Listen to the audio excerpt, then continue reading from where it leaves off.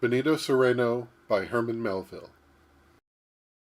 In the year 1799, Captain Amasa Delano of Duxbury in Massachusetts, commanding a large sealer and general trader, lay at anchor with a valuable cargo in the harbor of St. Maria, a small, desert, uninhabited island towards the southern extremity of the long coast of Chile.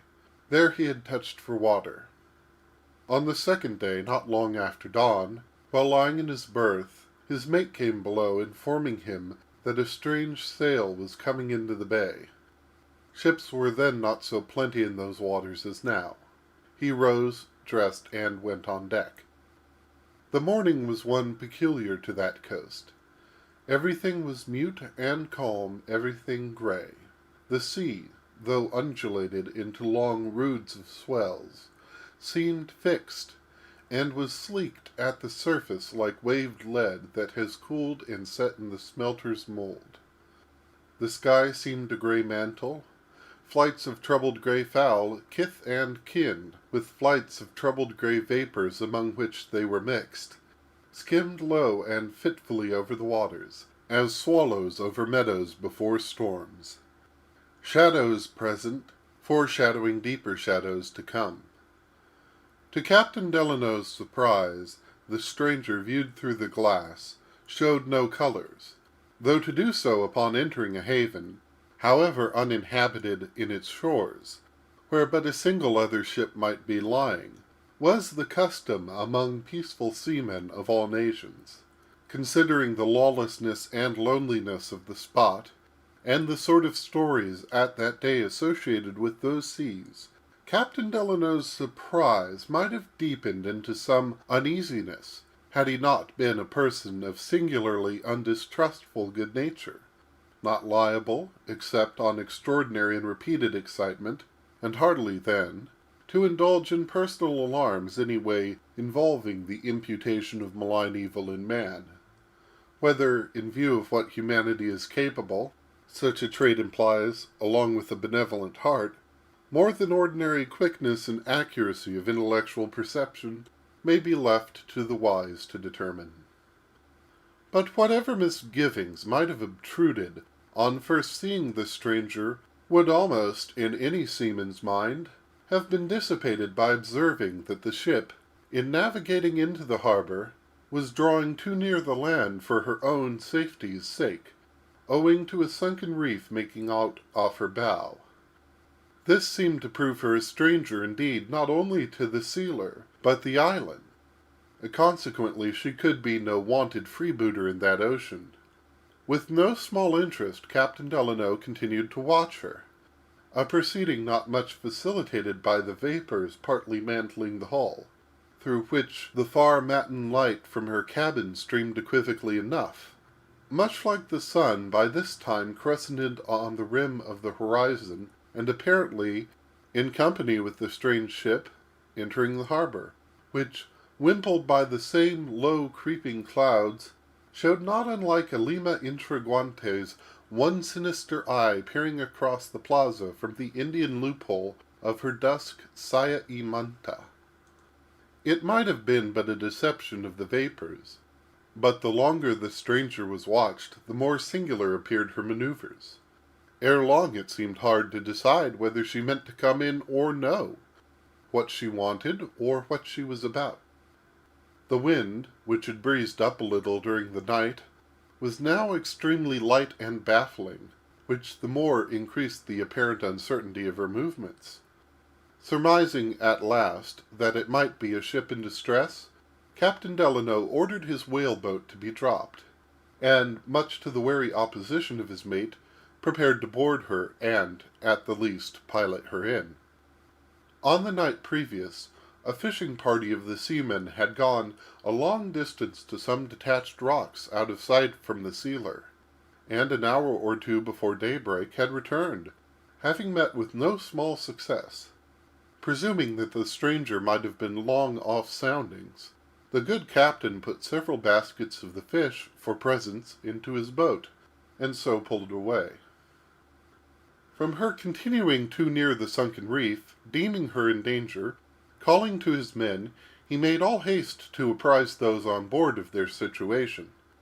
But some time ere the boat came up, the wind, light though it was, having shifted, had headed the vessel off, as well as partly broken the vapors from about her. Upon gaining a less remote view, the ship, when made signally visible on the verge of the leaden-hued swells, with the shreds of fog here and there raggedly furring her, appeared like a whitewashed monastery after a thunderstorm, seen perched upon some dun cliff among the Pyrenees. But it was no purely fanciful resemblance which now, for a moment, almost led Captain Delano to think that nothing less than a shipload of monks was before him. Peering over the bulwarks were what really seemed, in the hazy distance, throngs of dark cowls, while, fitfully revealed through the open portholes, other dark-moving figures were dimly descried, as of black friars pacing the cloisters.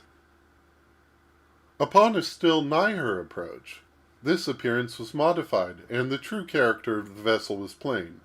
A Spanish merchantman of the first class, carrying negro slaves, amongst other valuable freight, from one colonial port to another.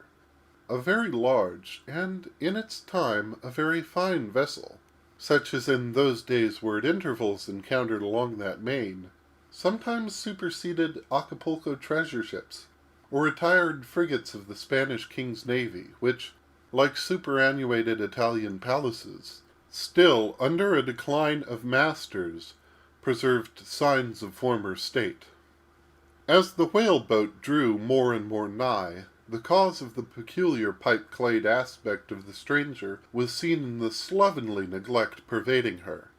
The spars, ropes, and great part of the bulwarks looked woolly, from long unacquaintance with the scraper, tar, and the brush. Her keels seemed laid, her ribs put together, and she launched from Ezekiel's valley of dry bones. In the present business in which she was engaged, the ship's general model and rig appeared to have undergone no material change from their original warlike and Froissart pattern. However, no guns were seen. The tops were large, and were railed about with what had once been octagonal network, all in sad disrepair. The tops hung overhead like three ruinous aviaries, in one of which was seen perched, on a rattlin, a white noddy, a strange fowl, so called from its lethargic somnambulistic character, being frequently caught by hand at sea. Battered and mouldy, the castellated forecastle seemed some ancient turret long ago taken by assault and then left to decay. Towards the stern, two high-raised quarter-galleys, the balustrades here and there covered with dry, tindery sea moss, opening out from the unoccupied state cabin, whose dead lights, for all the mild weather, were hermetically closed and caulked. These tenantless balconies hung over the sea as if it were the grand Venetian canal.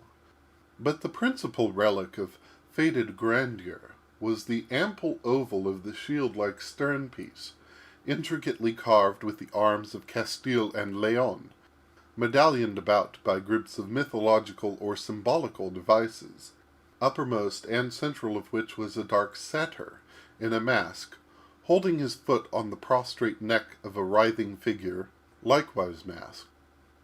Whether the ship had a figurehead or only a plain beak was not quite certain, owing to canvas wrapped about that part, either to protect it while undergoing a refurbishing, or else decently to hide its decay. Rudely painted or chalked, as in a sailor freak, along the forward side of a sort of pedestal below the canvas, was the sentence, "Seguid vuestro jefe," follow your leader, while upon the tarnished headboards near by appeared in stately capitals, once gilt, the ship's name, San Dominick, each letter streakingly corroded with tricklings of copper spike rust, while, like morning weeds, dark festoons of sea-grass slimily swept to and fro over the name, with every hearse-like roll of the hull. As at last the boat was hooked from the bow along toward the gangway amidship, its keel, while yet some inches separated from the hull, harshly grated as on a sunken coral reef, It proved a huge bunch of conglobated barnacles adhering below the water to the side like a wen, a token of baffling airs and long calms passed somewhere in those seas. End of Section 1. Section 2 of Benito Cereno. Climbing the side, the visitor was at once surrounded by a clamorous throng of whites and blacks, but the latter outnumbering the former more than could have been expected, Negro transportation ship as the stranger in port was. But in one language, and as with one voice, all poured out a common tale of suffering, in which the negresses, of whom there were not a few, exceeded the others in their dolorous vehemence. The scurvy, together with a fever, had swept off a great part of their number, more especially the Spaniards. Off Cape Horn they had narrowly escaped shipwreck. Then for days together they had lain tranced without wind. Their provisions were low, their water next to none, their lips that moment were baked. While Captain Delano was thus made the mark of all eager tongues, his one eager glance took in all the faces, with every other object about him. Always upon first boarding a large and populous ship at sea, especially a foreign one, with a nondescript crew such as Lascars or Manila men, the impression varies in a peculiar way from that produced by first entering a strange house with strange inmates in a strange land. Both house and ship, the one by its walls and blinds, the other by its high bulwarks like ramparts, hoard from view their interiors till the last moment. But in the case of the ship there is this addition, that the living spectacle it contains, upon its sudden and complete disclosure, has, in contrast with the blank ocean which zones it, something of the effect of enchantment. The ship seems unreal, these strange costumes, gestures, and faces but a shadowy tableau, just emerged from the deep, which directly must receive back what it gave. Perhaps it was some such influence as above is attempted to be described which, in Captain Delano's mind, heightened whatever, upon a staid scrutiny, might have seemed unusual, especially the conspicuous figures of four elderly grizzled negroes, their heads like black dotted willow tops, who, in venerable contrast to the tumult below them, were couched sphinx-like, one on the starboard cat-head, another on the larboard, and the remaining pair face to face on the opposite bulwarks above the main-chains. They each had bits of unstranded old junk in their hands, and, with a sort of stoical self-content, were picking the junk into oakum, a small heap of which lay by their sides. They accompanied the task with a continuous, low, monotonous chant, droning and drooling away like so many gray-headed bagpipers playing a funeral march. The quarter-deck rose into an ample elevated poop, upon the forward verge of which, lifted, like the oakum-pickers, some 8 feet above the general throng, sat along in rows, separated by regular spaces, the cross-legged figures of 6 other blacks, each with a rusty hatchet in his hand, which, with a bit of brick and rag, he was engaged like a scullion in scouring, while between each two was a small stack of hatchets, their rusted edges turned forward awaiting a like operation. Though occasionally the 4 oakum-pickers would briefly address some person or persons in the crowd below, yet the 6 hatchet-polishers neither spoke to others nor breathed a whisper among themselves, but sat intent upon their task, except at intervals, when with the peculiar love in negroes of uniting industry with pastime, 2 and 2 they sideways clashed their hatchets together, like cymbals, with a barbarous din.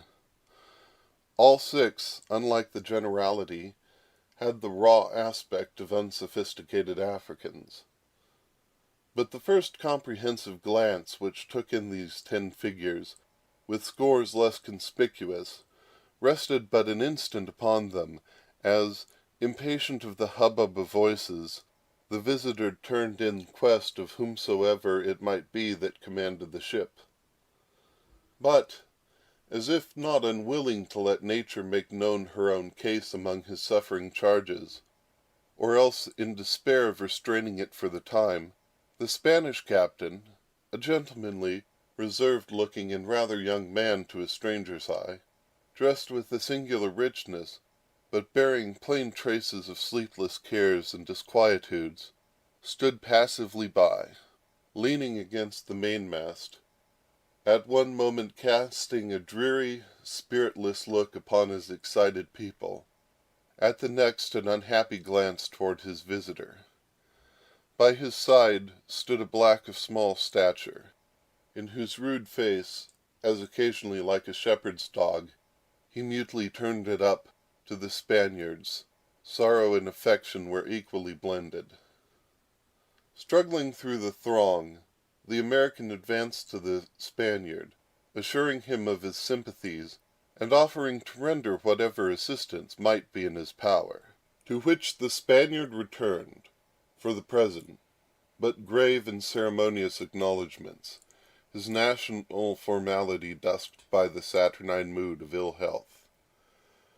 But losing no time in mere compliments, Captain Delano returned to the gangway, had his baskets of fish brought up, and as the wind still continued light, so that some hours at least must elapse ere the ship could be brought to the anchorage, he bade his men return to the sealer, and fetch back as much water as the whale-boat could carry, with whatever soft bread the steward might have, all the remaining pumpkins on board, with a box of sugar, and a dozen of his private bottles of cider. Not many minutes after the boat's pushing off, to the vexation of all, the wind entirely died away, and the tide turning, began drifting back the ship helplessly seaward. But trusting this would not last, Captain Delano sought with good hopes to cheer up the strangers, feeling no small satisfaction that, with persons in their condition, he could, thanks to his frequent voyages along the Spanish Main, converse with some freedom in their native tongue. While left alone with them, he was not long in observing some things tending to heighten his first impressions, but surprise was lost in pity, both for the Spaniards and blacks, alike evidently reduced from scarcity of water and provisions, while long-continued suffering seemed to have brought out the less good-natured quality of the negroes, besides, at the same time, impairing the Spaniards' authority over them. But, under the circumstances, precisely this condition of things was to have been anticipated. In armies, navies, cities, or families, in nature herself, nothing more relaxes good order than misery. Still, Captain Delano was not without the idea that had Benito Cereno been a man of greater energy, misrule could hardly have come to the present pass. But the debility, constitutional or induced by the hardships, bodily and mental, of the Spanish captain was too obvious to be overlooked. A prey to settled dejection, as if long mocked with hope he would not now indulge it, even when it had ceased to be a mock. The prospect of that day or evening at furthest, lying at anchor, with plenty of water for his people, and a brother captain to counsel and befriend, seemed in no perceptible degree to encourage him. His mind appeared unstrung, if not more seriously affected. Shut up in the oaken walls, chained to one dull round of command, whose unconditionality cloyed him, like some hypochondriac abbot he moved slowly about, at times suddenly pausing, starting or staring, biting his lip, biting his fingernail, flushing, paling, twitching his beard, with other symptoms of an absent or moody mind. This distempered spirit was lodged, as before hinted, in as distempered a frame. He was rather tall, but seemed never to have been robust, and now with nervous suffering was worn almost to a skeleton. A tendency to some pulmonary complaint appeared to have been lately confirmed. His voice was like that of one with the lungs half gone, hoarsely suppressed, a husky whisper. No wonder that, as in this state he tottered about, his private servant apprehensively followed him. Sometimes the negro gave his master his arm, or took his handkerchief out of his pocket for him, performing these and similar offices with that affectionate zeal which transmutes into something filial or fraternal, acts in themselves but menial, and which has gained for the negro the repute of making the most pleasing body servant in the world, one, too, whom a master need be on no stiffly superior terms with, but may treat with familiar trust, less a servant than a devoted companion. Marking the noisy indocility of the blacks in general, as well as what seemed the sullen inefficiency of the whites, it was not without humane satisfaction that Captain Delano witnessed the steady good conduct of Babo. But the good conduct of Babo, hardly more than the ill behavior of others, seemed to withdraw the half-lunatic Don Benito from his cloudy languor. Not that such precisely was the impression made by the Spaniard on the mind of his visitor.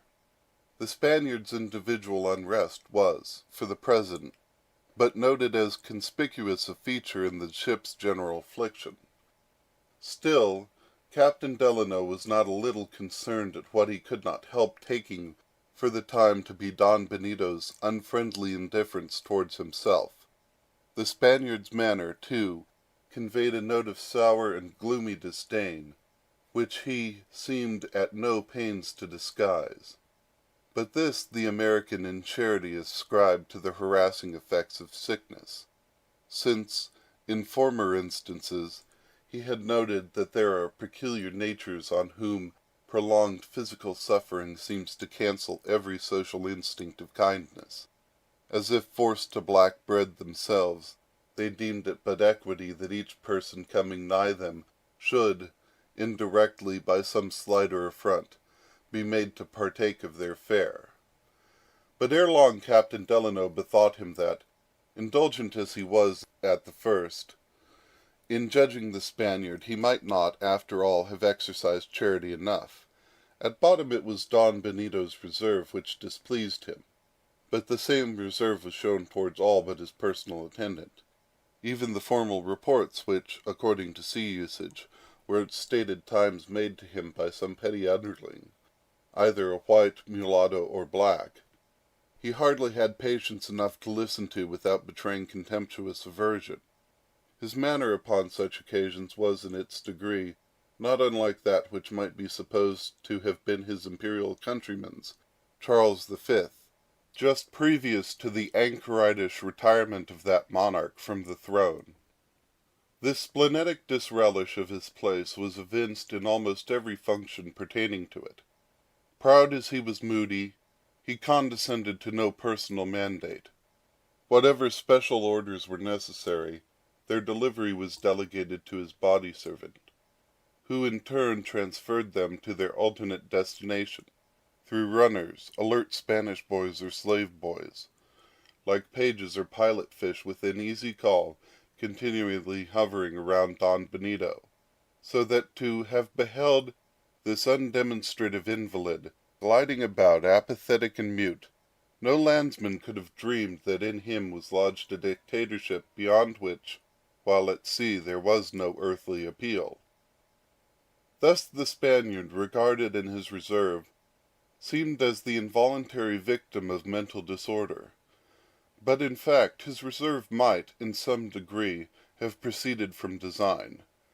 If so, then in Don Benito was evinced the unhealthy climax of that icy, though conscientious policy, more or less adopted by all commanders of large ships, which, except in signal emergencies, obliterates alike the manifestation of sway with every trace of sociality, transforming the man into a block, or rather into a loaded cannon, which, until there is call for thunder, has nothing to say. Viewing him in this light, it seemed but a natural token of the perverse habit induced by a long course of such hard self-restraint that, notwithstanding the present condition of his ship, the Spaniard should still persist in a demeanor which, however harmless, or it may be appropriate, in a well-appointed vessel, such as the San Dominick might have been at the outset of the voyage, was anything but judicious now. But the Spaniard perhaps thought that it was with captains as with gods, reserve, under all events, must still be their cue. But, more probably, this appearance of slumbering dominion might have been but an attempted disguise to conscious imbecility, not deep policy but shallow device. But be all as this might, whether Don Benito's manner was designed or not, the more Captain Delano noted its pervading reserve, the less he felt uneasiness at any particular manifestation of that reserve towards himself. Neither were his thoughts taken up by the captain alone. Wonted to the quiet orderliness of the sealer's comfortable family of a crew, the noisy confusion of the San Dominick's suffering host repeatedly challenged his eye. Some prominent breaches not only of discipline but of decency were observed. These Captain Delano could not but ascribe, in the main, to the absence of those subordinate deck officers to whom, along with higher duties, is entrusted what may be styled the police department of a populous ship. True, the old oakum pickers appeared at times to act the part of monitorial constables to their countrymen, the blacks, but though occasionally succeeding in allaying trifling outbreaks now and then between man and man, they could do little or nothing towards establishing a general quiet. The San Dominick was in the condition of a transatlantic emigrant ship, among whose multitude of living freight are some individuals, doubtless, as little troublesome as crates and bales, but the friendly remonstrances of such with their ruder companions are of not so much avail as the unfriendly arm of the mate. What the San Dominick wanted was, what the emigrant ship has, stern superior officers, but on these decks not so much as a fourth mate was to be seen. End of Section 2. Section 3 of Benito Cereno. The visitor's curiosity was roused to learn the particulars of those mishaps which had brought about such absenteeism, with its consequences, because, though deriving some inkling of the voyage from the whales which at the first moment had greeted him, yet of the details no clear understanding had been had. The best account would, doubtless, be given by the captain, yet at first the visitor was loath to ask it, unwilling to provoke some distant rebuff. But plucking up courage, he at last accosted Don Benito, renewing the expression of his benevolent interest, adding that did he, Captain Delano, but know the particulars of the ship's misfortunes, he would, perhaps, be better able, in the end, to relieve them. Would Don Benito favor him with the whole story? Don Benito faltered, then, like some somnambulist suddenly interfered with, vacantly stared at his visitor, and ended by looking down on the deck. He maintained this posture so long that Captain Delano, almost equally disconcerted, and involuntarily almost as rude, turned suddenly from him, walking forward to accost one of the Spanish seamen for the desired information. But he had hardly gone 5 paces, when with a sort of eagerness Don Benito invited him back, regretting his momentary absence of mind, and professing readiness to gratify him. While most part of the story was being given, the two captains stood on the after part of the main deck, a privileged spot, no one being near but the servant. "It is now 190 days," began the Spaniard, in his husky whisper, "that this ship, well officered and well manned, with several cabin passengers, some 50 Spaniards in all, sailed from Buenos Aires, bound to Lima, with the general cargo, Paraguay tea and the like, and," pointing forward, "that parcel of negroes, now not more than 150, as you see, but then numbering over 300 souls. Off Cape Horn we had heavy gales. In one moment, by night, 3 of my best officers, with 15 sailors, were lost, with the main-yard, the spars snapping under them in the slings, as they sought, with heavers, to beat down the icy sail.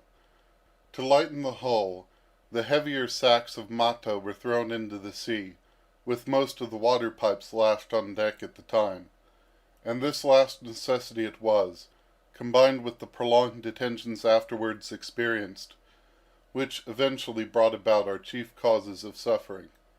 When here there was a sudden fainting attack of his cough, brought on, no doubt, by his mental distress. His servant sustained him, and drawing a cordial from his pocket placed it to his lips. He a little revived, but unwilling to leave him unsupported, while yet imperfectly restored, the black with one arm still encircled his master, at the same time keeping his eye fixed on his face, as if to watch for the first sign of complete restoration, or relapse, as the event might prove. The Spaniard proceeded, but brokenly and obscurely, as one in a dream. "O my God, rather than pass through what I have, with joy I would have hailed the most terrible gales, but—" His cough returned, and with increased violence. This subsiding, with reddened lips and closed eyes, he fell heavily against his supporter. "His mind wanders. He was thinking of the plague that followed the gales," plaintively sighed the servant. "My poor, poor master," wringing one hand, and with the other wiping the mouth. "But be patient, Señor," again turning to Captain Delano. "These fits do not last long. Master will soon be himself." Don Benito, reviving, went on, but as this portion of the story was very brokenly delivered, the substance only will here be set down. It appeared that after the ship had been many days tossed in storms off the Cape, the scurvy broke out, carrying off numbers of the whites and blacks. When at last they had worked round into the Pacific, their spars and sails were so damaged, and so inadequately handled by the surviving mariners, most of whom were become invalids, that, unable to lay her northerly course by the wind, which was powerful, the unmanageable ship for successive days and nights was blown northwestward, where the breeze suddenly deserted her, in unknown waters, to sultry calms. The absence of the water pipes now proved as fatal to life as before their presence had menaced it. Induced, or at least aggravated by the more than scanty allowance of water, a malignant fever followed the scurvy, with the excessive heat of the lengthened calm, making such short work of it as to sweep away, as by billows, whole families of the Africans, and yet a larger number proportionally of the Spaniards, including, by a luckless fatality, every officer on board. Consequently, in the smart west winds eventually following the calm, the already rent sails having to be simply dropped, not furled at need, had been gradually reduced to the beggar's rags they were now. To procure substitutes for his lost sailors, as well as supplies of water and sails, the captain at the earliest opportunity had made for Valdivia, the southernmost civilized port of Chile and South America, but upon nearing the coast, the thick weather had prevented him from so much as sighting that harbor, since which period, almost without a crew, and almost without canvas and almost without water, and at intervals giving its added dead to the sea, the San Dominick had been battle-doored about by contrary winds, inveigled by currents, or grown weedy in calms. Like a man lost in woods, more than once she had doubled upon her own track. But throughout these calamities, huskily continued Don Benito, painfully turning in the half-embrace of his servant, I have to thank those negroes you see, who, though to your inexperienced eyes appearing unruly, have indeed conducted themselves with less of restlessness than even their owner could have thought possible under such circumstances. Here he again fell faintly back. Again his mind wandered, but he rallied, and less obscurely proceeded. Yes, their owner was quite right in assuring me that no fetters would be needed with his blacks, so that while, as is wont in this transportation, those negroes have always remained upon deck, not thrust below, as in the Guineamen, they have also, from the beginning, been freely permitted to range within given bounds at their pleasure. Once more the faintness returned, his mind roved, but recovering he resumed. But it is Babo here, to whom, under God, I owe not only my own preservation, but likewise to him chiefly the merit is due of pacifying his more ignorant brethren, when at intervals tempted to murmurings. Ah, master, sighed the black, bowing his face, don't speak of me. Babo is nothing. What Babo has done was but duty. Faithful fellow, cried Captain Delano.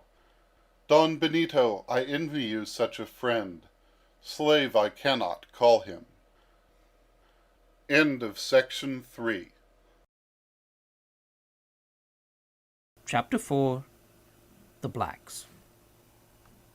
As master and man stood before him, the black upholding the white, Captain Delano could not but bethink him of the beauty of that relationship, which could present such a spectacle of fidelity on the one hand, and confidence on the other.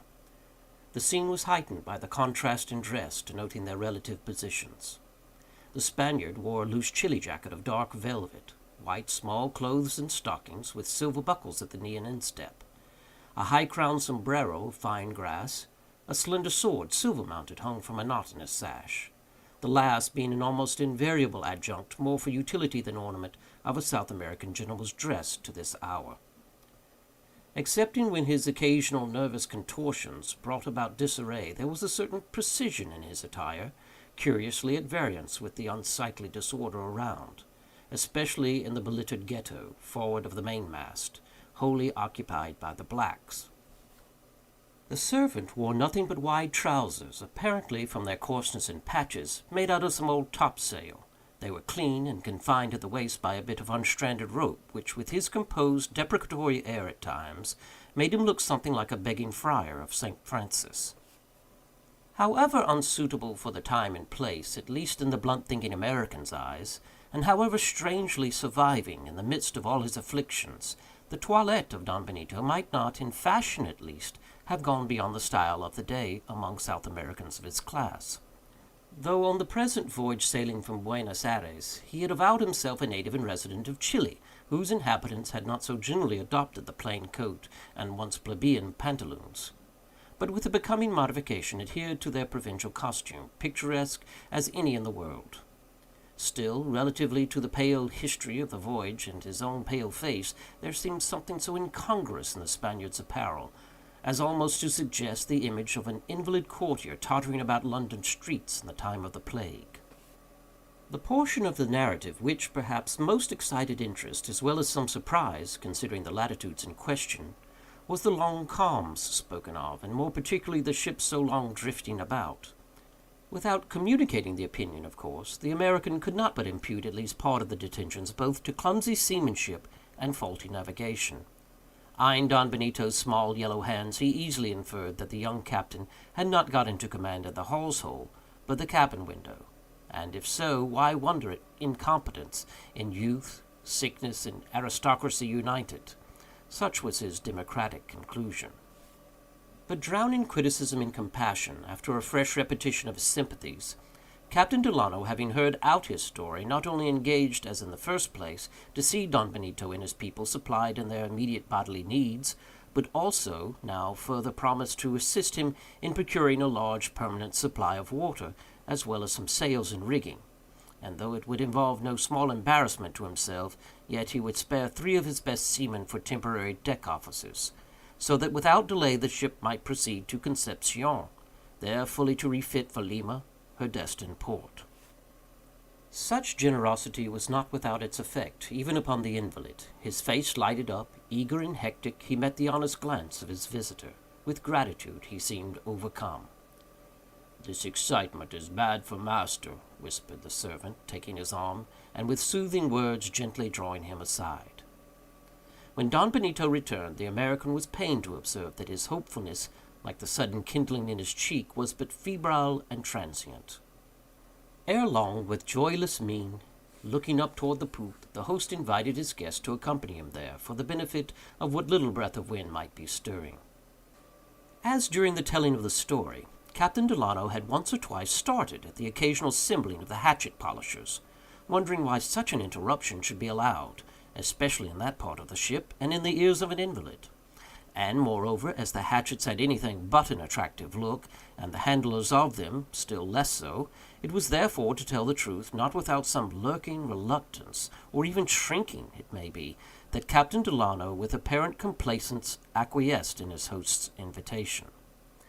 The more so, since an untimely caprice of punctilio rendered distressing by his cadaverous aspect, Don Benito, with Castilian bows, solemnly insisted upon his guest preceding him up the ladder leading to the elevation, where, one on each side of the last step, sat 4 armorial supporters and sentries, 2 of the ominous file.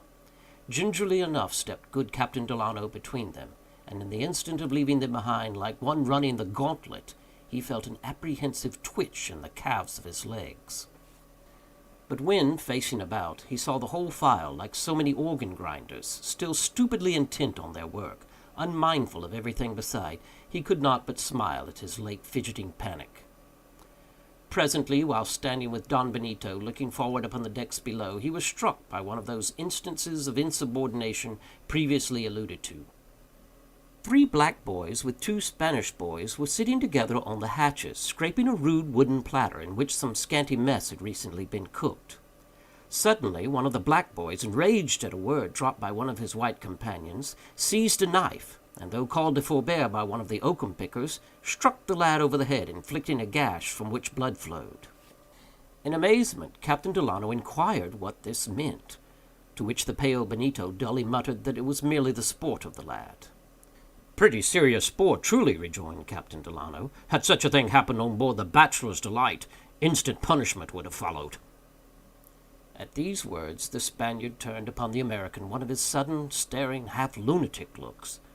Then, relapsing into his torpor, answered, "Doubtless, doubtless, Signor." "Is it," thought Captain Delano, "that this helpless man is one of those paper captains I've known, who by policy wink at what by power they cannot put down? I know no sadder sight than a commander who has little of command but the name." "I should think, Don Benito," he now said, glancing toward the oakum picker who had sought to interfere with the boys, "that you would find it advantageous to keep all your blacks employed, especially the younger ones, no matter at what useless task, and no matter what happens to the ship. Why, even with my little band, I find such a course indispensable.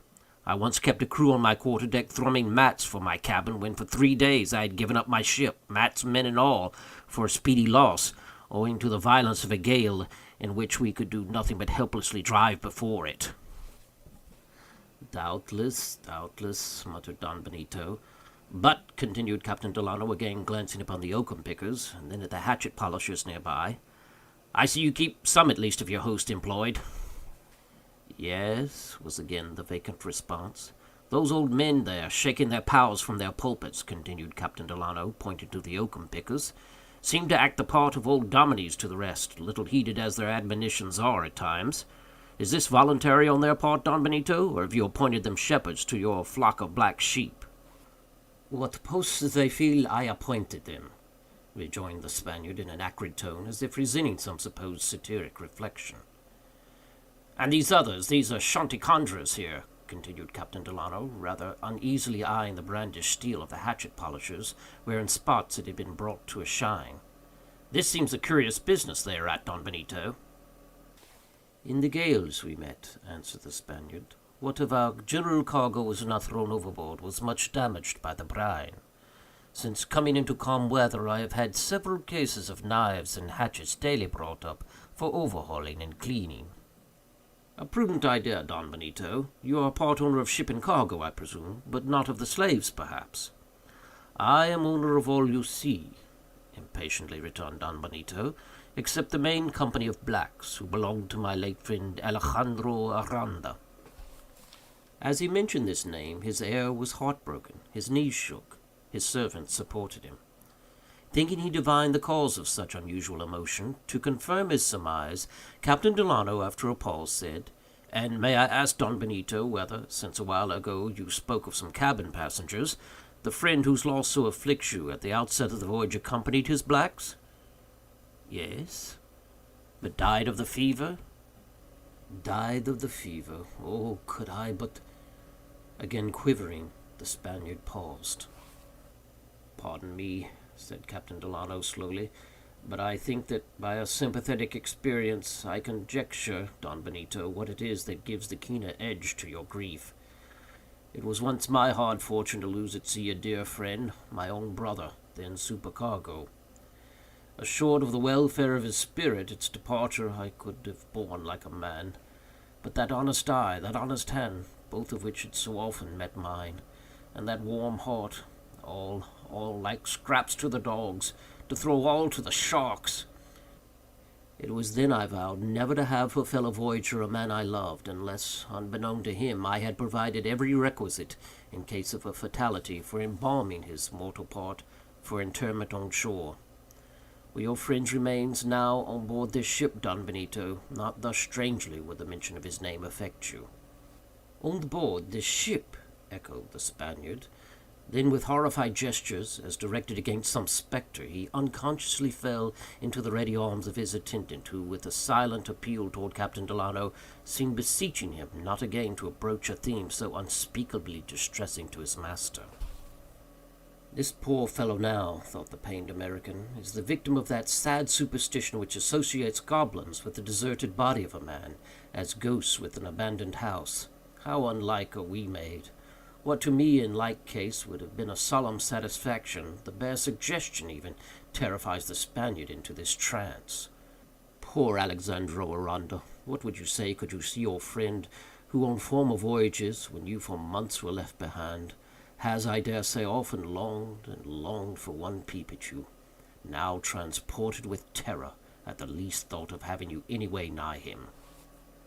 At this moment, with a dreary graveyard toll betokening a flaw, the ship's forecastle bell, smote by one of the grizzled oakum pickers, proclaimed 10 o'clock through the leaden calm, when Captain Delano's attention was caught by the moving figure of a gigantic black, emerging from the general crowd below, and slowly advancing toward the elevated poop. An iron collar was about his neck, from which depended a chain, thrice wound round his body, the terminating links padlocked together at a broad band of iron, his girdle. "How like a mute Atufal moves," murmured the servant. The black mounted the steps of the poop, and, like a brave prisoner brought up to receive sentence, stood in unquailing muteness before Don Benito, now recovered from his attack. At the first glimpse of his approach, Don Benito had started. A resentful shadow swept over his face, and, as with the sudden memory of bootless rage, his white lips glued together. "This is some mulish mutineer," thought Captain Delano, surveying, not without a mixture of admiration, the colossal form of the negro. "See, he waits your question, master," said the servant. Thus reminded, Don Benito nervously averting his glance, as if shunning, by anticipation, some rebellious response, in a disconcerted voice thus spoke: "Atufal, will you ask my pardon now?" The black was silent. "Again, master," reported the servant, with bitter upbraiding, eyeing his countryman. "Again, master, he will bend to master yet." "Answer," said Don Benito, still averting his glance. "Say but the one word pardon, and your chain shall be off." Upon this, the black, slowly raising both arms, let them lifelessly fall, his links clanking, his head bowed, as much as to say, "No, I am content." "Go," said Don Benito, with inkept and unknown emotion. Deliberately as he had come, the black obeyed. "Excuse me, Don Benito," said Captain Delano, "but this scene surprises me. What means it, pray?" It means that negro alone of all the band has given me peculiar cause of offence. I have put him in chains. Here he paused, his hand to his head, as if there were swimming there, or a sudden bewilderment of memory had come over him. But meeting his servant's kindly glance, seemed reassured, and proceeded. I could not scourge such a form, but I told him he must ask my pardon, and yet he has not. At my command, every 2 hours he stands before me. And how long has this been? Some 60 days. And obedient in all else, and respectful? Yes. Upon my conscience, then, exclaimed Captain Delano impulsively, he has a royal spirit in him, this fellow. He may have some right to it, bitterly returned Don Benito. He says he was king in his own land. Yes, said the servant, entering a word. Those slits in Atufal's ears once held wedges of gold. But poor Babo here in his own land was only a poor slave. A black man's slave was Babo, who now is the white's.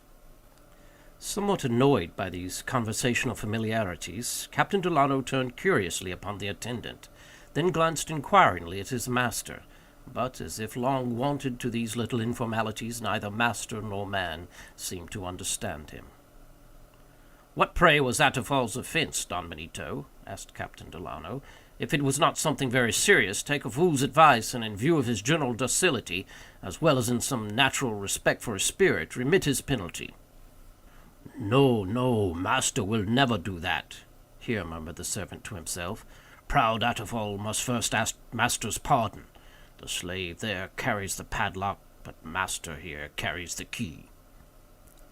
His attention thus directed, Captain Delano now noticed for the first time that, suspended by a slender silken cord from Don Benito's neck, hung a key. At once, from the servant's muttered syllables divining the key's purpose, he smiled and said, "So, Don Benito, padlock and key, symbolic symbols, truly." Biting his lip, Don Benito faltered. Though the remark of Captain Delano, a man of such native simplicity as to be incapable of satire or irony, had been dropped in playful allusion to the Spaniard's singularly evidenced lordship over the black, yet the hypochondriac seemed in some way to have taken it as a malicious reflection upon his confessed inability thus far to break down, at least on a verbal summons, the entrenched will of the slave.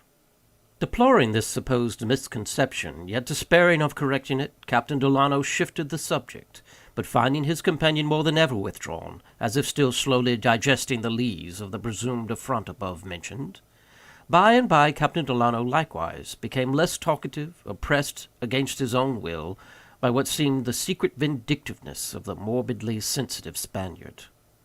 But the good sailor himself, of a quite contrary disposition, refrained on his part, alike from the appearance as from the feeling of resentment, and if silent, was only so from contagion. Presently the Spaniard, assisted by a servant, somewhat discourteously crossed over from Captain Delano, a procedure which, sensibly enough, might have been allowed to pass for idle caprice of ill humour, had not master and man, lingering round the corner of the elevated skylight, begun whispering together in low voices.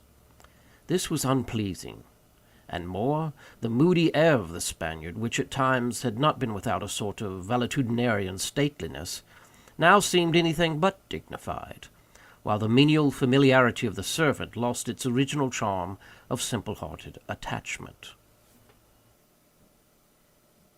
End of Chapter 4. Chapter 5 of Benito Cereno. Questions. In his embarrassment, the visitor turned his face to the other side of the ship. By so doing, his glance accidentally fell on a young Spanish sailor, a coil of rope in his hand, just stepped from the deck to the first round of the mizzen rigging. Perhaps the man would not have been particularly noticed, were it not that, during his ascent to one of the yards, he, with a sort of covert intentness, kept his eye fixed on Captain Delano, from whom presently it passed, as if by a natural sequence, to the two whisperers. His own attention thus redirected to that quarter, Captain Delano gave a slight start. From something in Don Benito's manner just then, it seemed as if the visitor had, at least partly, been the subject of the withdrawn consultation going on; a conjecture as little agreeable to the guest as it was little flattering to the host. The singular alternations of courtesy and ill-breeding in the Spanish captain were unaccountable, except on one of two suppositions: innocent lunacy or wicked impostor. But the first idea, though it might naturally have occurred to an indifferent observer, and, in some respects, had not hitherto been wholly a stranger to Captain Delano's mind, yet, now that, in an incipient way, he began to regard the stranger's conduct something in the light of an intentional affront, of course the idea of lunacy was virtually vacated. But if not a lunatic, what then? Under the circumstances, would a gentleman, nay, any honest boor, act the part now acted by his host? The man was an impostor; some low-born adventurer, masquerading as an oceanic grandee, yet so ignorant of the first requisites of mere gentlemanhood as to be betrayed into the present remarkable indecorum. That strange ceremoniousness, too, at other times evinced, seemed not uncharacteristic of one playing a part above his real level. Benito Cereno, Don Benito Cereno, a sounding name; one, too, at that period, not unknown, in the surname, to supercargoes and sea captains trading along the Spanish Main, as belonging to one of the most enterprising and extensive mercantile families in all those provinces, several members of it having titles, a sort of Castilian Rothschild, with a noble brother or cousin in every great trading town of South America. The alleged Don Benito was in early manhood, about 29 or 30. To assume a sort of roving cadetship in the maritime affairs of such a house, what more likely scheme for a young knave of talent and spirit? But the Spaniard was a pale invalid. Never mind; for even to the degree of simulating mortal disease the craft of some tricksters had been known to attain. To think that, under the aspect of infantile weakness, the most savage energies might be couched, those velvets of the Spaniard but the velvet paw to his fangs. From no train of thought did these fancies come; not from within, but from without; suddenly, too, and in one throng, like hoar-frost, yet as soon to vanish as the mild sun of Captain Delano's good nature regained its meridian. Glancing over once again toward Don Benito, whose side face, revealed above the skylight, was now turned toward him, Captain Delano was struck by the profile, whose clearness of cut was refined by the thinness incident to ill health, as well as ennobled about the chin by the beard. Away with suspicion. He was a true offshoot of a true Hidalgo Cereno.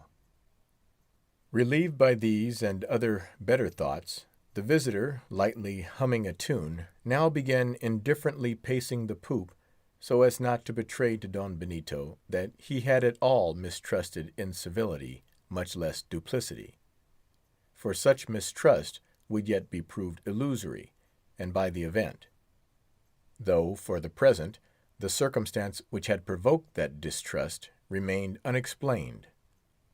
But when that little mystery should have been cleared up, Captain Delano thought he might extremely regret it, did he allow Don Benito to become aware that he had indulged in ungenerous surmises.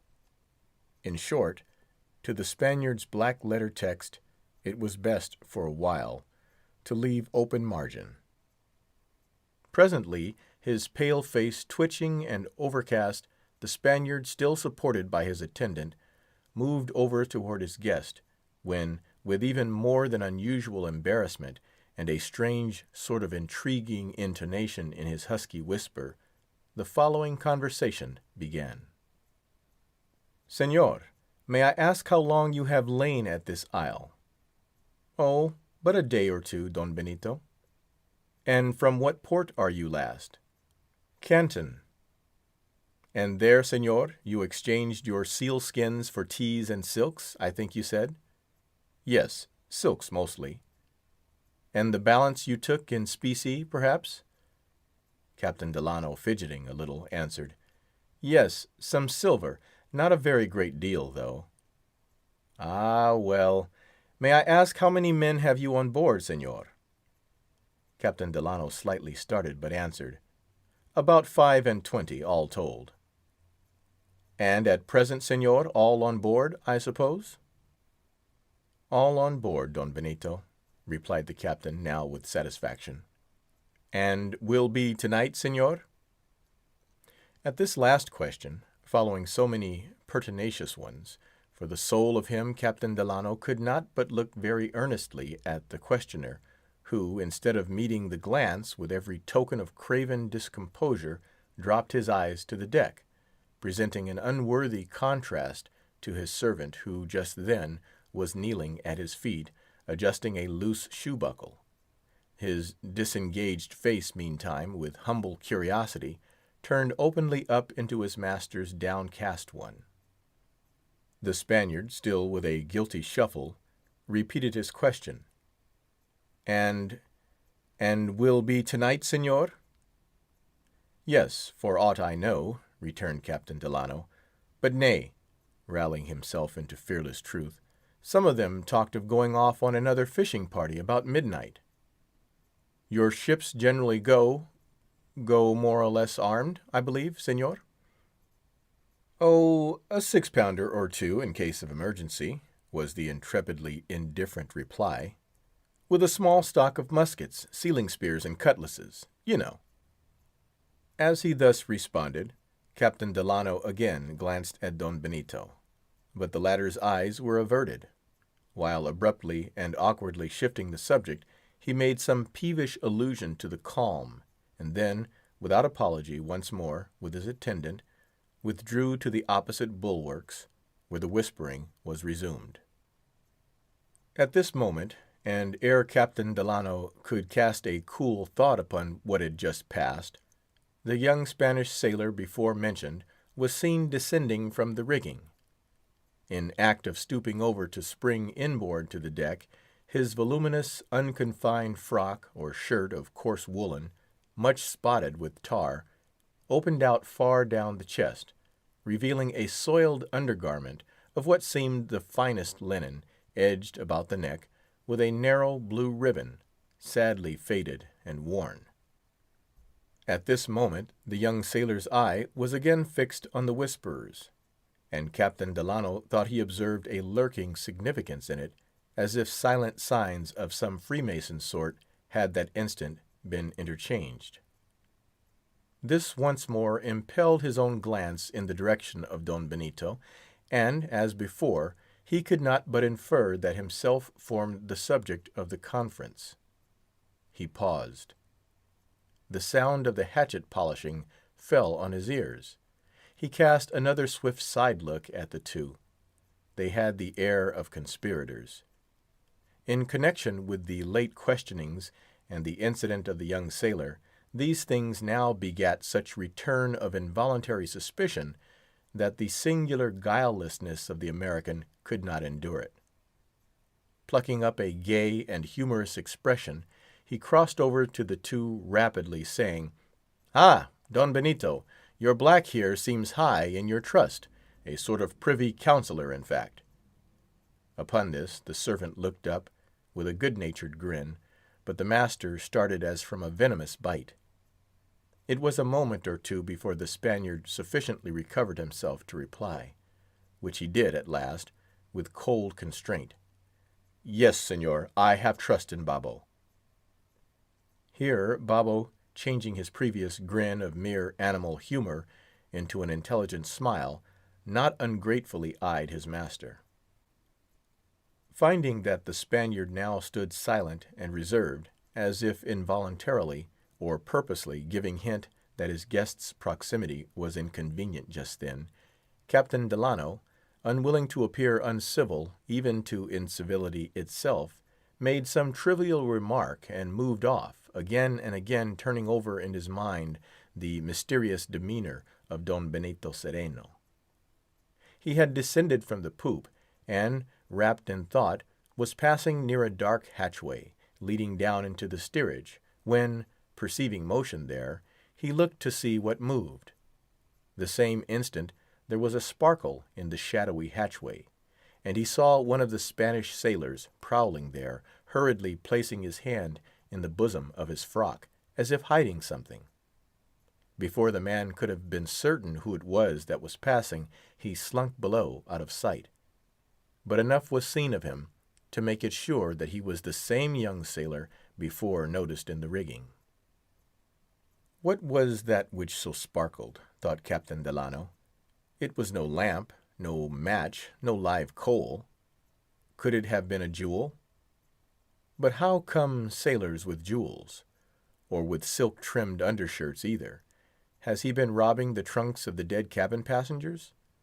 But if so, he would hardly wear one of the stolen articles on board ship here. If now that was, indeed, a secret sign I saw passing between this suspicious fellow and his captain a while since. If I could only be certain that in my uneasiness my senses did not deceive me, then. Here, passing from one suspicious thing to another, his mind revolved the point of the strange questions put to him concerning his ship. By a curious coincidence, as each point was recalled, the black wizards of Ashantee would strike up with their hatchets, as an ominous comment on the white stranger's thoughts. Pressed by such enigmas and portents, it would have been almost against nature, had not, even into the least distrustful heart, some ugly misgivings obtruded. Observing the ship now helplessly fallen into a current, with enchanted sails drifting with increased rapidity seaward, and noting that, from a lately intercepted projection of the land, the sealer was hidden, the stout mariner began to quake at thoughts which he barely durst confess to himself. Above all, he began to feel a ghostly dread of Don Benito. And yet, when he roused himself, dilated his chest, felt himself strong on his legs, and coolly considered it, what did all these phantoms amount to?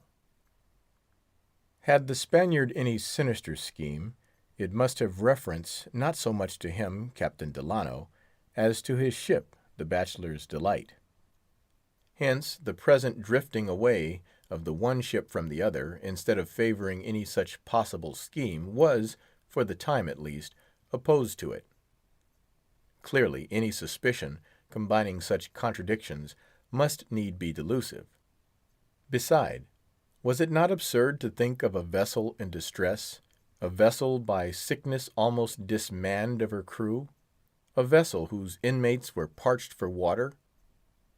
Was it not 1,000 times absurd that such a craft should, at present, be of a piratical character, or her commander, either for himself or those under him, cherish any desire but for speedy relief and refreshment? But then, might not general distress, and thirst in particular, be affected? And might not that same undiminished Spanish crew, alleged to have perished off to a remnant, be at that very moment lurking in the hold?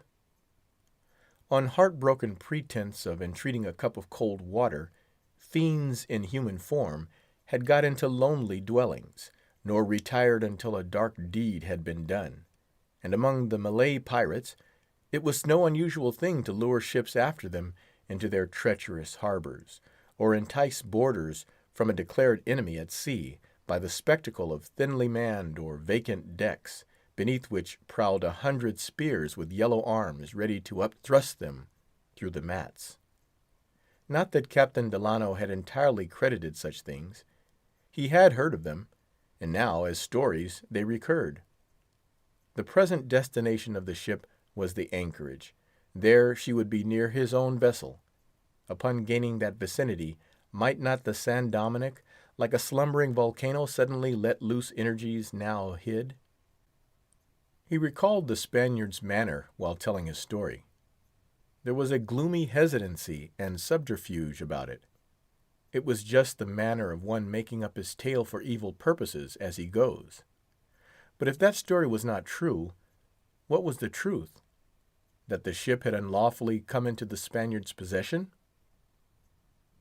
But in many of its details, especially in reference to the more calamitous parts, such as the fatalities among the seamen, the consequent prolonged beating about, the past sufferings from obstinate calms, and still continued suffering from thirst, in all these points, as well as others, Don Benito's story had been corroborated not only by the wailing ejaculations of the indiscriminate multitude, white and black, but likewise, what seemed impossible to be counterfeit, by the very expression and play of every human feature which Captain Delano saw.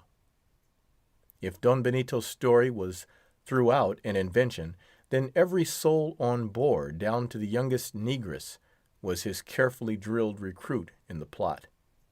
An incredible inference, and yet, if there was ground for mistrusting the Spanish captain's veracity, that inference was a legitimate one. In short, scarce an uneasiness entered the honest sailor's mind, but, by a subsequent spontaneous act of good sense, it was ejected. At last he began to laugh at these forebodings, and laugh at the strange ship, for, in its aspect, some way siding with them, as it were, and laugh, too, at the odd-looking blacks, particularly those old scissors grinders, the Ashantees, and those bedridden old knitting women, the oakum pickers, and, in a human way, he almost began to laugh at the dark Spaniard himself, the central hobgoblin of all. For the rest, whatever in a serious way seemed enigmatical was now good-naturedly explained away by the thought that, for the most part, the poor invalid scarcely knew what he was about, either sulking in black vapors, or putting random questions without sense or object. Evidently, for the present, the man was not fit to be entrusted with the ship. On some benevolent plea withdrawing the command from him, Captain Delano would yet have to send her to Concepcion, in charge of his second mate, a worthy person and good navigator; a plan which would prove no wiser for the San Dominick than for Don Benito.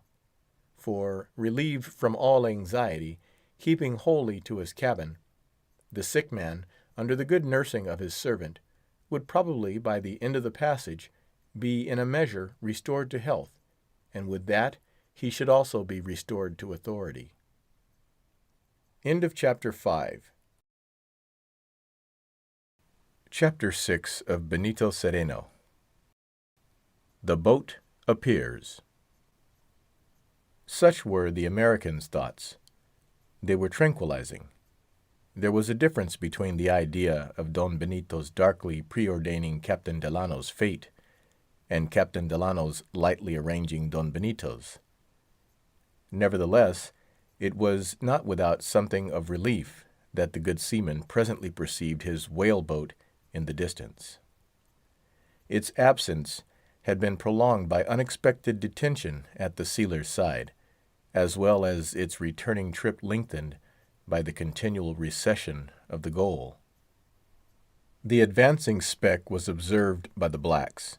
Their shouts attracted the attention of Don Benito, who, with a return of courtesy, approaching Captain Delano, expressed satisfaction at the coming of some supplies, slight and temporary as they must necessarily prove. Captain Delano responded, but while doing so, his attention was drawn to something passing on the deck below. Among the crowd climbing the landward bulwarks, anxiously watching the coming boat, two blacks, to all appearances accidentally incommoded by one of the sailors, flew out against him with horrible curses, which the sailor some way resenting, the two blacks dashed him to the deck, and jumped upon him, despite the earnest cries of the oakum pickers. "Don Benito," said Captain Delano quickly, "do you see what is going on there? Look!"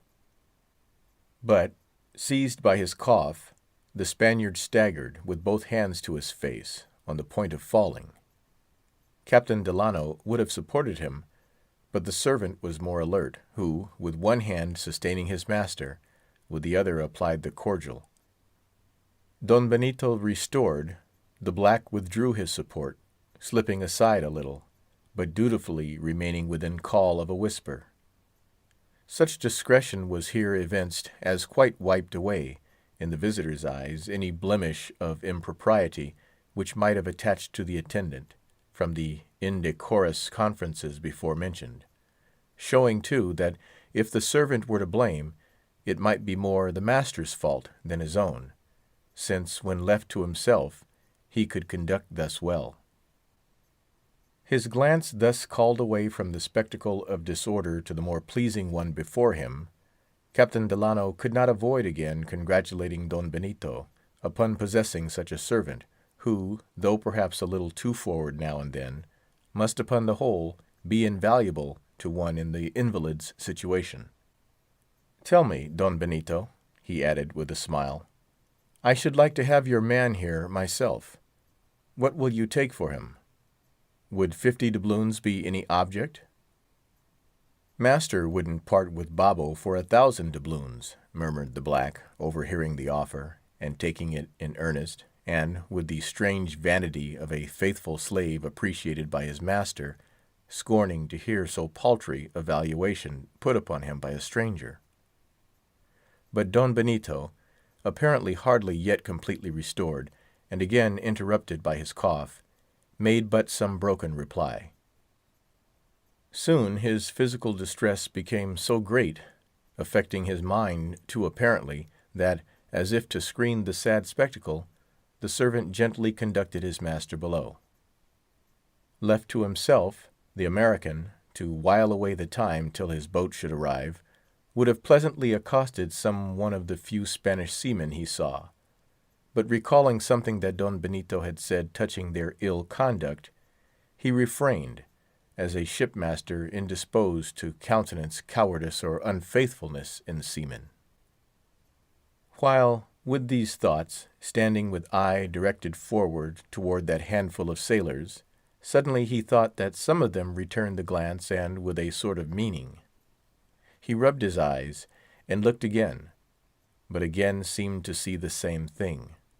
Under a new form, but more obscure than any previous one, the old suspicions recurred, but, in the absence of Don Benito, with less of panic than before. Despite the bad account given of the sailors, Captain Delano resolved forthwith to accost one of them. Descending the poop, he made his way through the blacks, his movement drawing a queer cry from the oakum-pickers, prompted by whom the negroes, twitching each other aside, divided before him. But, as if curious to see what was the object of this deliberate visit to their ghetto, closing in behind, in tolerable order, followed the white stranger up. His progress thus proclaimed as by mounted kings-at-arms, and escorted as by a Kaffir guard of honor, Captain Delano, assuming a good-humored, off-hand air, continued to advance, now and then saying a blithe word to the negroes, and his eye curiously surveying the white faces, here and there sparsely mixed in with the blacks, like stray white pawns, venturously involved in the ranks of the chessmen opposed. While thinking which of them to select for his purpose, he chanced to observe a sailor seated on the deck engaged in tarring the strap of a large block, with a circle of blacks squatted round him inquisitively eyeing the process. The mean employment of the man was in contrast with something superior in his figure. His hand, black with continually thrusting it into the tar-pot held for him by a negro, seemed not naturally allied to his face, a face which would have been a very fine one but for its haggardness.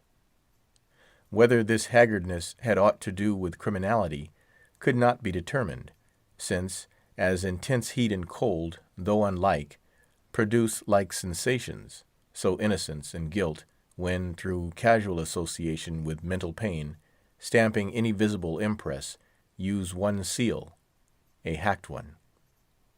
Not again that this reflection occurred to Captain Delano at the time, charitable man as he was; rather another idea.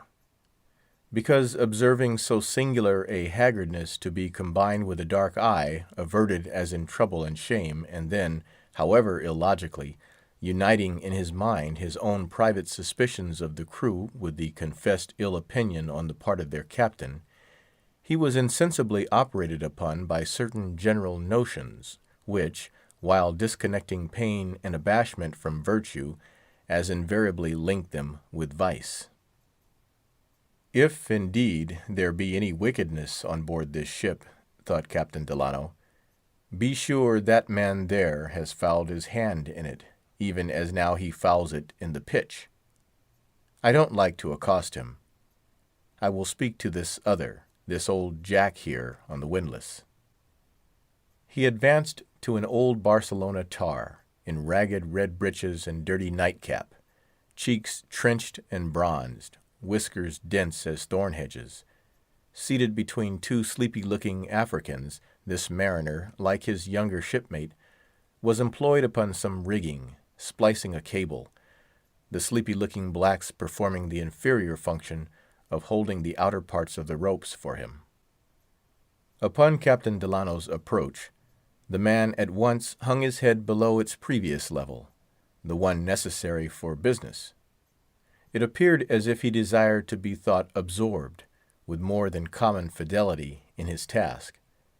Being addressed, he glanced up, but with what seemed a furtive, diffident air, which sat strangely enough on his weather-beaten visage, much as if a grizzly bear, instead of growling and biting, should simper and cast sheep's eyes. He was asked several questions concerning the voyage, questions purposely referring to several particulars in Don Benito's narrative, not previously corroborated by those impulsive cries greeting the visitor on first coming on board. The questions were briefly answered, confirming all that remained to be confirmed of the story. The negroes about the windlass joined in with the old sailor, but, as they became talkative, he by degrees became mute, and at length quite glum, seemed morosely unwilling to answer more questions, and yet, all the while, this ursine air was somehow mixed with his sheepish one.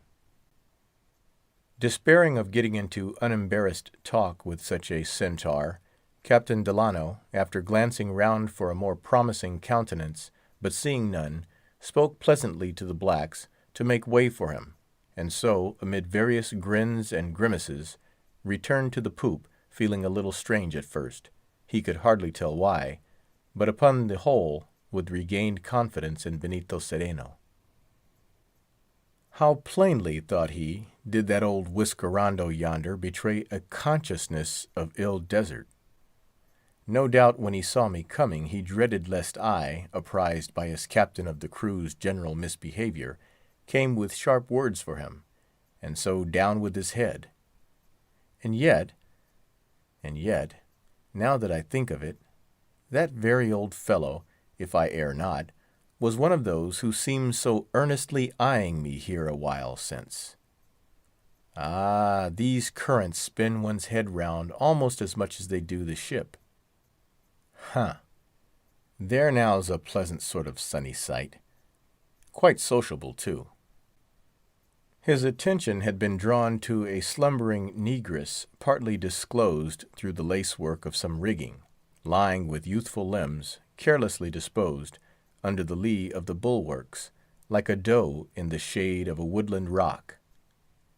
Sprawling at her lapped breasts was her wide-awake fawn, stark naked, its black little body half lifted from the deck, crosswise with its dams, its hands like two paws clambering upon her, its mouth and nose ineffectually rooting to get at the mark, and meantime giving a vexatious half-grunt, blending with the composed snore of the negress. The uncommon vigor of the child at length roused the mother.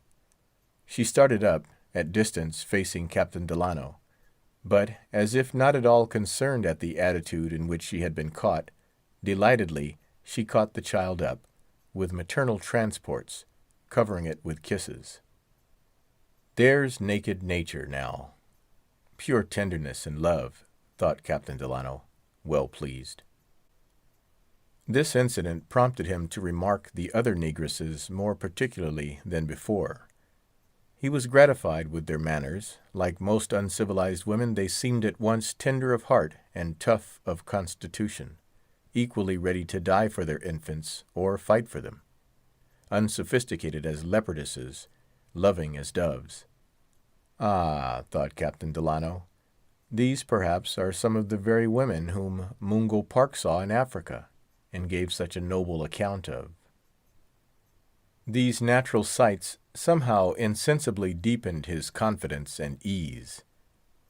At last he looked to see how his boat was getting on, but it was still pretty remote. He turned to see if Don Benito had returned, but he had not.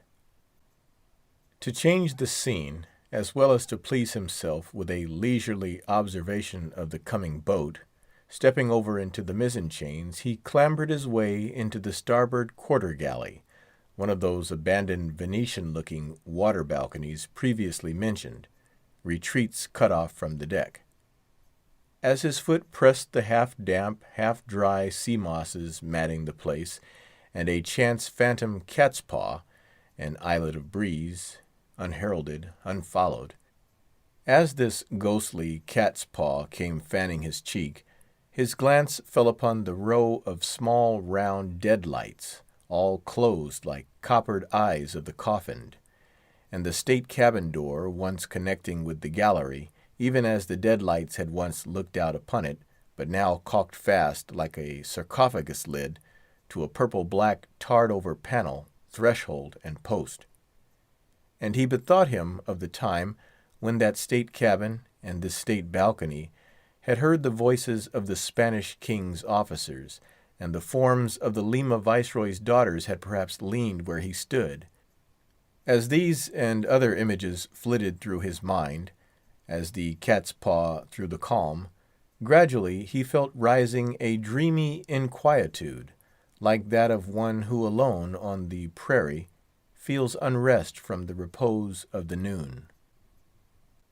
He leaned against the carved balustrade, again looking off toward his boat, but found his eye falling upon the ribboned grass, trailing along the ship's waterline, straight as a border of greenbocks, and parterres of seaweed, broad ovals and crescents, floating nigh and far, with what seemed long formal alleys between, crossing the terraces of swells, and sweeping round, as if leading to the grottos below.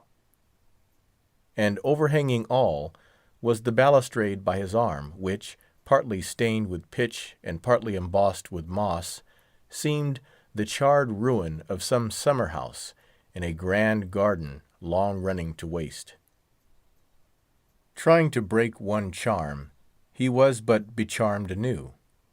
Though upon the wide sea, he seemed in some far inland country, prisoner in some deserted chateau, left to stare at empty grounds, and peer out at vague roads, where never wagon or wayfarer passed. But these enchantments were a little disenchanted as his eye fell on the corroded main-chains. Of an ancient style, massy and rusty in link, shackle, and bolt, they seemed even more fit for the ship's present business than the one for which probably she had been built. Presently, he thought something moved nigh the chains. He rubbed his eyes and looked hard. Groves of rigging were about the chains, and there, peering from behind a great stay, like an Indian from behind a hemlock, a Spanish sailor, a marling-spike in his hand, was seen, who made what seemed an imperfect gesture toward the balcony. But immediately, as if alarmed by some advancing step along the deck within, vanished into the recesses of the hempen forest, like a poacher. What meant this? Something the man had sought to communicate, unbeknown to anyone, even to his captain? Did the secret involve aught unfavorable to his captain? Were those previous misgivings of Captain Delano's about to be verified? Or, in his haunted mood at the moment, had some random, unintentional motion of the man, while busy with the stay, as if repairing it, been mistaken for a significant beckoning? Not unbewildered, again he gazed off for his boat, but it was temporarily hidden by a rocky spur of the isle. As with some eagerness he bent forward, watching for the first shooting view of its beak, the balustrade gave way before him like charcoal. Had he not clutched an outreaching rope, he would have fallen into the sea. The crash, though feeble, and the fall, though hollow, of the rotten fragments, must have been overheard. He glanced up. With sober curiosity, peering down upon him, was one of the old oakum pickers, slipped from his perch to an outside boom, while below the old negro, and, invisible to him, reconnoitering from a port-hole like a fox from the mouth of its den, crouched the Spanish sailor again. From something suddenly suggested by the man's air, the mad idea now darted into Captain Delano's mind, that Don Benito's plea of indisposition, in withdrawing below, was but a pretense, that he was engaged there maturing some plot of which the sailor, by some means gaining an inkling, had a mind to warn the stranger against, incited, it may be, by gratitude for a kind word on first boarding the ship.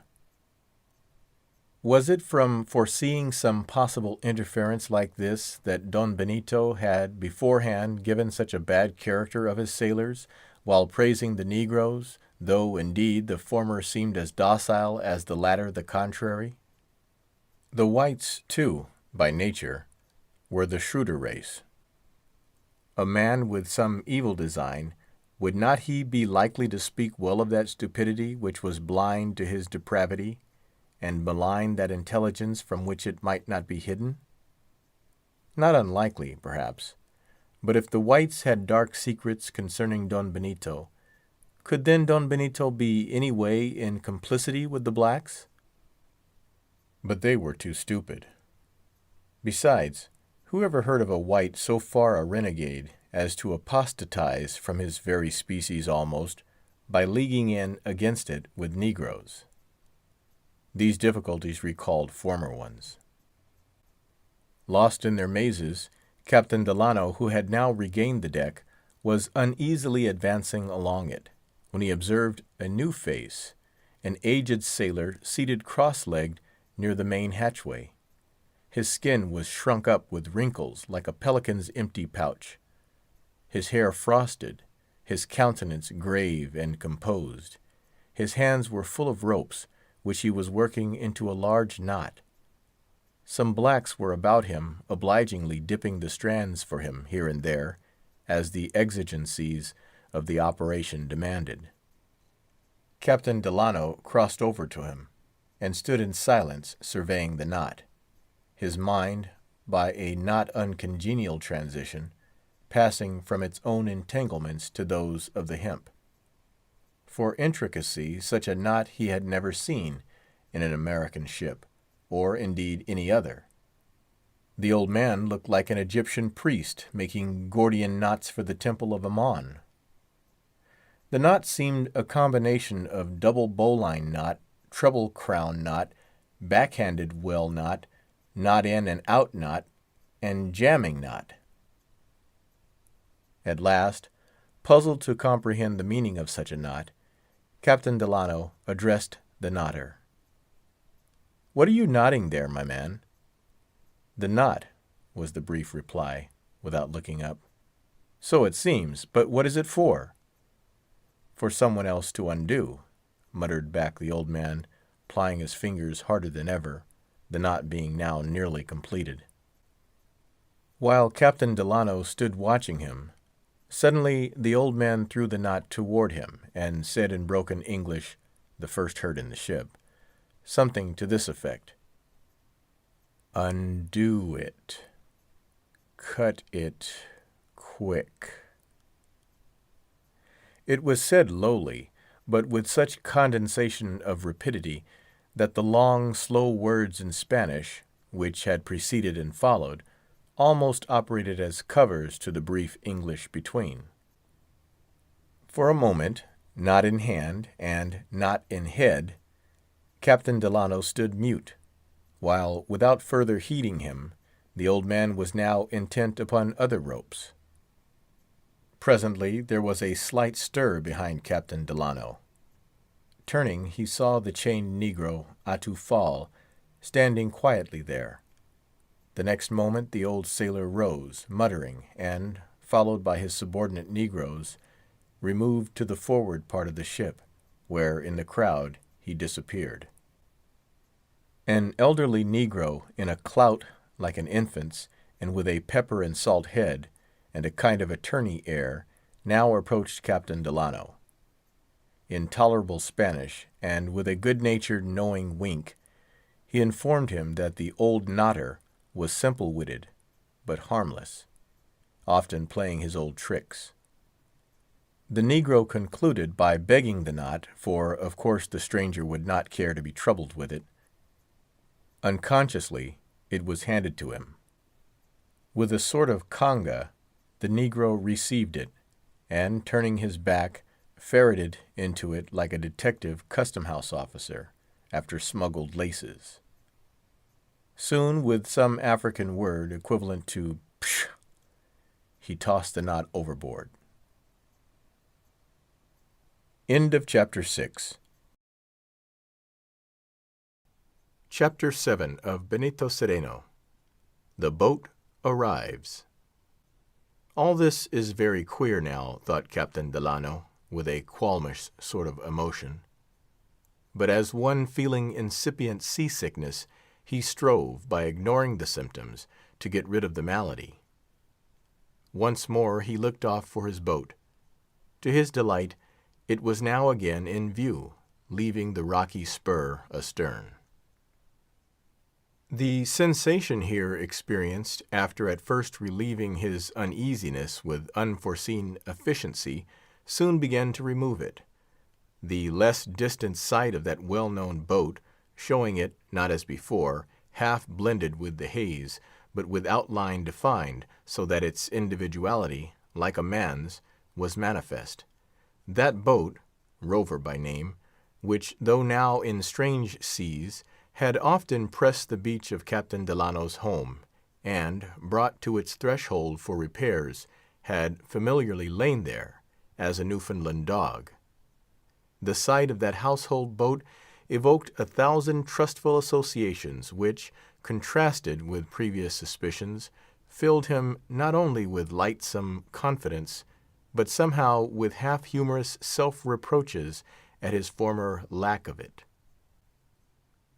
What I, Amasa Delano, Jack of the Beach, as they called me when a lad, I, Amasa, the same that, duck-satchel in hand, used to paddle along the waterside to the schoolhouse made from the old hulk, I, little Jack of the Beach, that used to go berrying with Cousin Nat and the rest, I to be murdered here at the ends of the earth, on board a haunted pirate ship by a horrible Spaniard?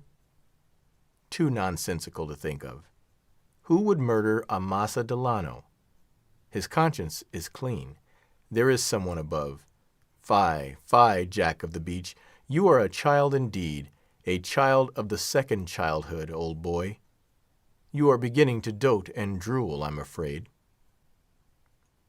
Light of heart and foot, he stepped aft, and there was met by Don Benito's servant, who, with a pleasing expression, responsive to his own present feelings, informed him that his master had recovered from the effects of his coughing fit, and had just ordered him to go present his compliments to his good guest, Don Amasa, and say that he, Don Benito, would soon have the happiness to rejoin him.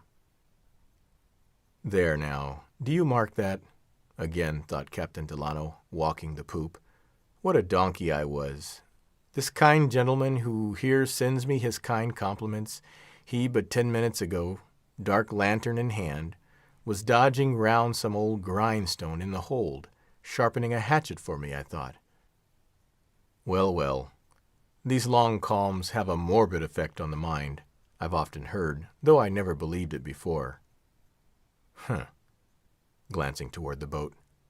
There's Rover, a good dog, a white bone in her mouth. A pretty big bone, though, seems to me. What? Yes, she has fallen afoul of the bubbling tide-rip there. It sets her the other way, too, for the time. Patience. It was now about noon, though, from the grayness of everything, it seemed to be getting toward dusk. The calm was confirmed.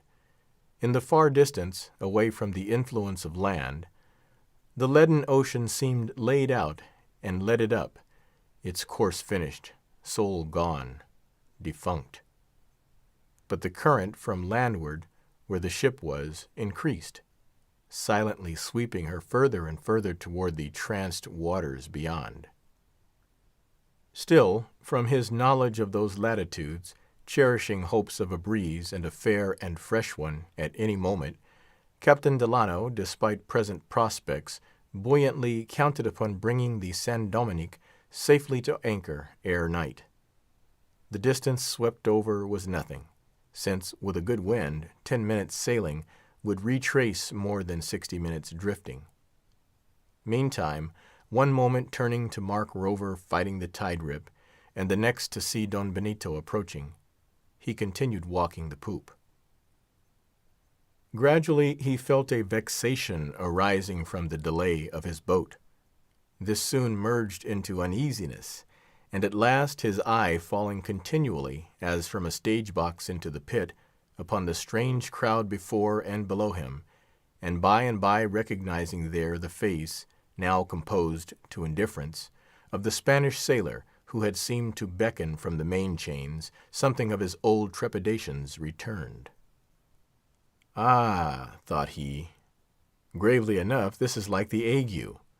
Because it went off, it follows not that it won't come back." Though ashamed of the relapse, he could not altogether subdue it. And so, exerting his good nature to the utmost, insensibly he came to a compromise. Yes, this is a strange craft, a strange history, too, and strange folks on board. But nothing more. By way of keeping his mind out of mischief till the boat should arrive, he tried to occupy it with turning over and over, in a purely speculative sort of way, some lesser peculiarities of the captain and crew. Among others, 4 curious points recurred. First, the affair of the Spanish lad assailed with a knife by the slave boy, an act winked at by Don Benito. Second, the tyranny in Don Benito's treatment of Atufal, the black, as if a child should lead a bull of the Nile by the ring in his nose. Third, the trampling of the sailor by the 2 negroes, a piece of insolence passed over without so much as a reprimand. Fourth, the cringing submission to their master of all the ship's underlings, mostly blacks, as if by the least inadvertence they feared to draw down his despotic displeasure. Coupling these points, they seemed somewhat contradictory. But what then, thought Captain Delano, glancing toward his now nearing boat, what then? Why, this Don Benito is a very capricious commander. But he is not the first of the sort I have seen, though it's true he rather exceeds any other. But as a nation, continued he in his reveries, these Spaniards are all an odd set. The very word Spaniard has a curious, conspirator, Guy Fawkish twang to it, and yet, I dare say, Spaniards in the main are as good folks as any in Duxbury, Massachusetts. Ah, good! At last Rover has come. As, with its welcome freight, the boat touched the side, the oakum-pickers, with venerable gestures, sought to restrain the blacks, who, at the sight of 3 gurried water-casks in its bottom, and a pile of wilted pumpkins in its bow, hung over the bulwarks in disorderly raptures. Don Benito with his servant now appeared, his coming, perhaps, hastened by hearing the noise. Of him, Captain Delano sought permission to serve out the water, so that all might share alike, and none injure themselves by unfair excess. But sensible, and, on Don Benito's account, kind as this offer was, it was received with what seemed impatience. As if aware that he lacked energy as a commander, Don Benito, with the true jealousy of weakness, resented as an affront any interference. So at least Captain Delano inferred. In another moment the casks were being hoisted in, when some of the eager negroes accidentally jostled Captain Delano where he stood by the gangway, so that, unmindful of Don Benito, yielding to the impulse of the moment, with good-natured authority, he bade the blacks stand back. To enforce his words, making use of a half-mirthful, half-menacing gesture. Instantly the blacks paused, just where they were, each negro and negress suspended in his or her posture, exactly as the word had found them, for a few seconds continuing so, while, as between the responsive posts of a telegraph, an unknown syllable ran from man to man among the perched oakum-pickers. While Captain Delano's attention was fixed by this scene, suddenly the hatchet-polishers half rose, and a rapid cry came from Don Benito. Thinking that at the signal of the Spaniard he was about to be massacred, Captain Delano would have sprung for his boat, but paused, as the oakum-pickers, dropping down into the crowd with earnest exclamations, forced every white and every negro back, at the same moment, with gestures friendly and familiar, almost jocose, bidding him in substance not be a fool. Simultaneously the hatchet-polishers resumed their seats, quietly as so many tailors, and at once, as if nothing had happened, the work of hoisting in the casks was resumed, whites and blacks singing at the tackle. Captain Delano glanced toward Don Benito. As he saw his meagre form in the act of recovering itself from reclining in the servant's arms into which the agitated invalid had fallen, he could not but marvel at the panic by which himself had been surprised on the darting supposition that such a commander, who, upon a legitimate occasion, so trivial too, as it now appeared, could lose all self-command, was, with energetic iniquity, going to bring about his murder. The casks being on deck, Captain Delano was handed a number of jars and cups by one of the steward's aides, who, in the name of Don Benito, entreated him to do as he had proposed, dole out the water.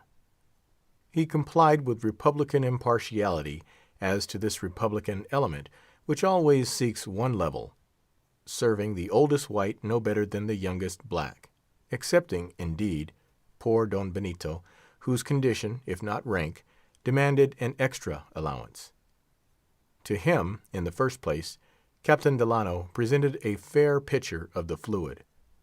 But thirsting as he was for fresh water, Don Benito quaffed not a drop until after several grave bows and salutes, a reciprocation of courtesies which the sight-loving Africans hailed with clapping of hands. Two of the less wilted pumpkins being reserved for the cabin table, the residue were minced up on the spot for the general regalement.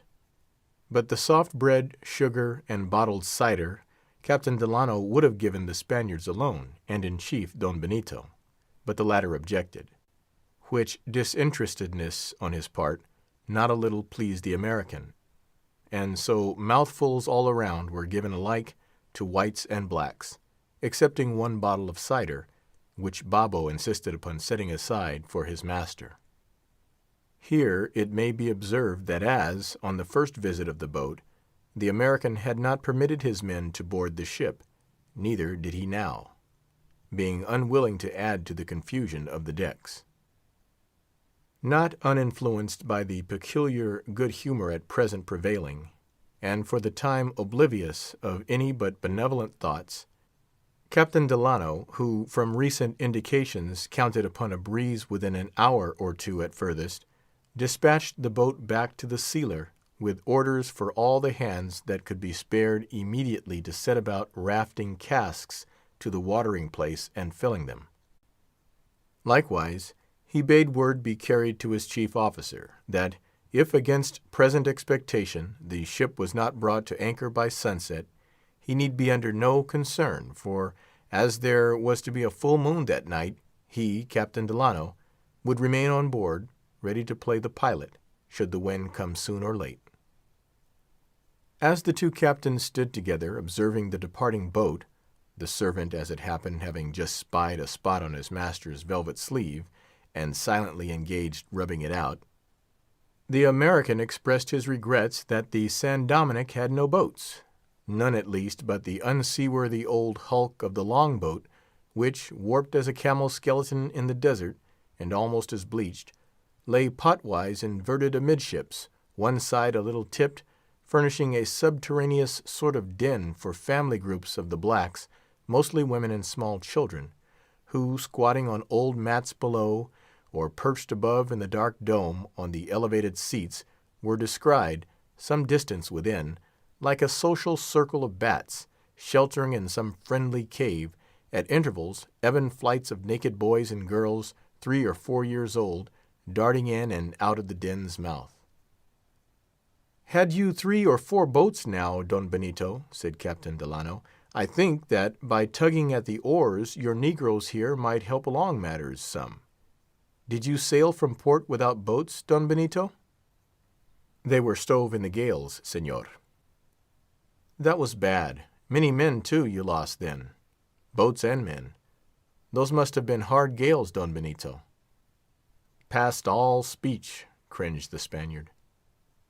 "Tell me, Don Benito," continued his companion with increased interest, "tell me, were these gales immediately off the pitch of Cape Horn?" "Cape Horn? Who spoke of Cape Horn?" "Yourself did, when giving me an account of your voyage," answered Captain Delano, with almost equal astonishment at this eating of his own words, even as he ever seemed eating his own heart, on the part of the Spaniard. "You yourself, Don Benito, spoke of Cape Horn," he emphatically repeated.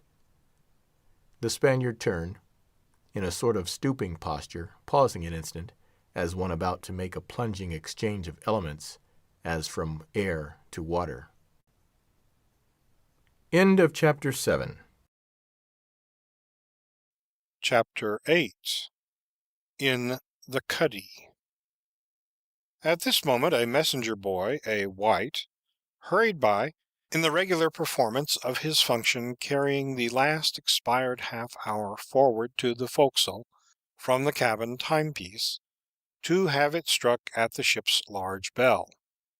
"Master," said the servant, discontinuing his work on the coat sleeve, and addressing the rapt Spaniard with a sort of timid apprehensiveness, as one charged with a duty, the discharge of which, it was foreseen, would prove irksome to the very person who had imposed it, and for whose benefit it was intended. "Master told me never mind where he was, or how engaged, always to remind him to a minute when shaving time comes. Miguel has gone to strike the half-hour after noon. It is now, master. Will master go into the cuddy?" "Ah, yes," answered the Spaniard, starting, somewhat as from dreams into realities. Then, turning upon Captain Delano, he said that ere long he would resume the conversation. "Then if master means to talk more to Don Amasa," said the servant, "why not let Don Amasa sit by master in the cuddy, and master can talk, and Don Amasa can listen, while Babo here lathers and strops?" "Yes," said Captain Delano, not unpleased with this sociable plan. "Yes, Don Benito, unless you had rather not, I will go with you." "Be it so, Señor." As the three passed aft, the American could not but think it another strange instance of his host's capriciousness, this being shaved with such uncommon punctuality in the middle of the day. But he deemed it more than likely that the servant's anxious fidelity had something to do with the matter, inasmuch as the timely interruption served to rally his master from the mood which had evidently been coming upon him.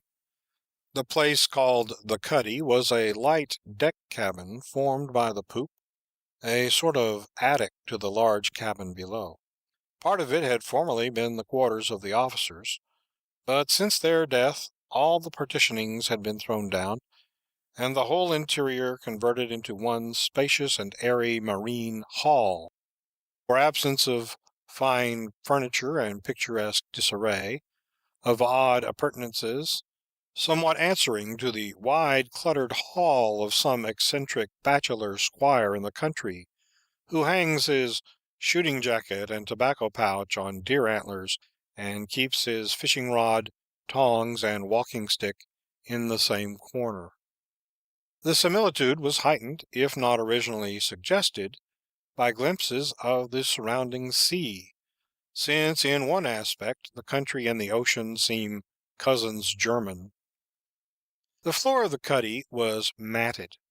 Overhead 4 or 5 old muskets were stuck into horizontal holes along the beams, On one side was a claw-footed old table lashed to the deck, a thumbed missal on it, and over it a small, meager crucifix attached to the bulkhead. Under the table lay a dented cutlass or two, with a hacked harpoon, among some melancholy old rigging, like a heap of poor friars' girdles. There were also two long, sharp-ribbed settees of Malacca cane, black with age, and uncomfortable to look at as inquisitors' racks, with a large misshapen arm-chair, which, furnished with a rude barber's crutch at the back, working with a screw, seemed some grotesque middle-age engine of torment. A flag locker was in one corner, exposing various colored bunting, some rolled up, others half unrolled, still others tumbled. Opposite was a cumbrous washstand of black mahogany, all of one block, with a pedestal like a font, and over it a railed shelf containing combs, brushes, and other implements of the toilet. A tom hammock of stained grass swung near, the sheets tossed, and the pillow wrinkled up like a brow, as if whoever slept here slept but illy, with alternate visitations of sad thoughts and bad dreams.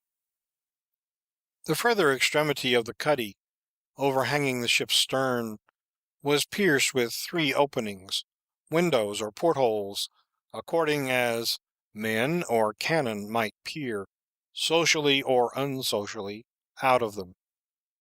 At present neither men nor cannon were seen, though huge ring-bolts and other rusty iron fixtures of the woodwork hinted of 24-pounders. Glancing toward the hammock as he entered, Captain Delano said, "You sleep here, Don Benito?" "Yes, senor, since we got into mild weather." "This seems a sort of dormitory, sitting room, sail loft, chapel, armory, and private closet together, Don Benito," added Captain Delano, looking around. "Yes, senor, events have not been favorable to much order in my arrangements." Here the servant, napkin on arm, made a motion as if waiting his master's good pleasure. Don Benito signified his readiness, when seating him in the Malacca arm-chair, and for the guest's convenience drawing opposite it one of the settees, the servant commenced operations by throwing back his master's collar and loosening his cravat. There is something in the Negro which, in a peculiar way, fits him for avocations about one's person. Most Negroes are natural valets and hairdressers, taking to the comb and brush congenially as to the castanets, and flourishing them apparently with almost equal satisfaction. There is, too, a smooth tact about them in this employment, with a marvelous, noiseless, gliding briskness, not ungraceful in its way, singularly pleasing to behold, and still more so to be the manipulated subject of. And above all is the great gift of good humor. Not the mere grin or laugh is here meant, those were unsuitable, but a certain easy cheerfulness, harmonious in every glance and gesture, as though God had set the whole Negro to some pleasant tune. When to all this is added the docility arising from the unaspiring contentment of a limited mind, and that susceptibility of blind attachment sometimes inhering in indisputable inferiors, one readily perceives why those hypochondriacs, Johnson and Byron, it may be something like the hypochondriac Benito Cereno, took to their hearts, almost to the exclusion of the entire white race, their serving men, the Negroes, Barber and Fletcher. But if there be that in the Negro which exempts him from the inflicted sourness of the morbid or cynical mind, how in his most prepossessing aspects must he appear to a benevolent one. When at ease with respect to exterior things, Captain Delano's nature was not only benign, but familiarly and humorously so. At home he had often taken rare satisfaction in sitting in his door, watching some free man of color at his work or play. If on a voyage he chanced to have a black sailor, invariably he was on chatty and half gamesome terms with him. In fact, like most men of a good, blithe heart, Captain Delano took to negroes, not philanthropically, but genially, just as other men to Newfoundland dogs. Hitherto, the circumstances in which he found the San Dominick had repressed the tendency. But in the cuddy, relieved from his former uneasiness, and for various reasons, more sociably inclined than at any previous period of the day, and seeing the colored servant, napkin on arm, so debonair about his master, in a business so familiar as that of shaving, too, all his old weakness for negroes returned. Among other things, he was amused with an odd instance of the African love of bright colors and fine shows, in the blacks informally taking from the flag locker a great piece of bunting of all hues, and lavishly tucking it under his master's chin for an apron. The mode of shaving among the Spaniards is a little different from what it is with other nations. They have a basin, specially called a barber's basin, which on one side is scooped out so as accurately to receive the chin, against which it is closely held in lathering, which is done not with a brush, but with soap dipped in the water of the basin and rubbed on the face. In the present instance, salt water was used for lack of better, and the parts lathered were only the upper lip and low down under the throat, all the rest being cultivated beard. These preliminaries being somewhat novel to Captain Delano, he sat curiously eyeing them, so that no conversation took place, nor for the present did Don Benito appear disposed to renew any. Setting down his basin, the negro searched among the razors as for the sharpest, and having found it, gave it an additional edge by expertly stropping it on the firm, smooth, oily skin of his open palm. He then made a gesture as if to begin, but midway stood suspended for an instant, one hand elevating the razor, the other professionally dabbling among the bubbly suds on the Spaniard's lank neck. Not unaffected by the close sight of the gleaming steel, Don Benito nervously shuddered. His usual ghastliness was heightened by the lather, which lather again was intensified in its hue by the sootiness of the negro's body. Altogether the scene was somewhat peculiar, at least to Captain Delano, nor as he saw the two thus postured could he resist the vagary that in the black he saw a headsman, and in the white a man at the block. But this was one of those antic conceits, appearing and vanishing in a breath, from which perhaps the best regulated mind is not free. Meantime, the agitation of the Spaniard had a little loosened the bunting from around him, so that one broad fold swept curtain-like over the chair-arm to the floor, revealing, amid a profusion of armorial bars and ground colors, black, blue, and yellow, a closed castle in a blood-red field diagonal, with a lion rampant in a white.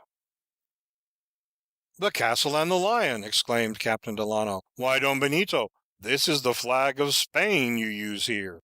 It's well it's only I, and not the king, that sees this," he added with a smile.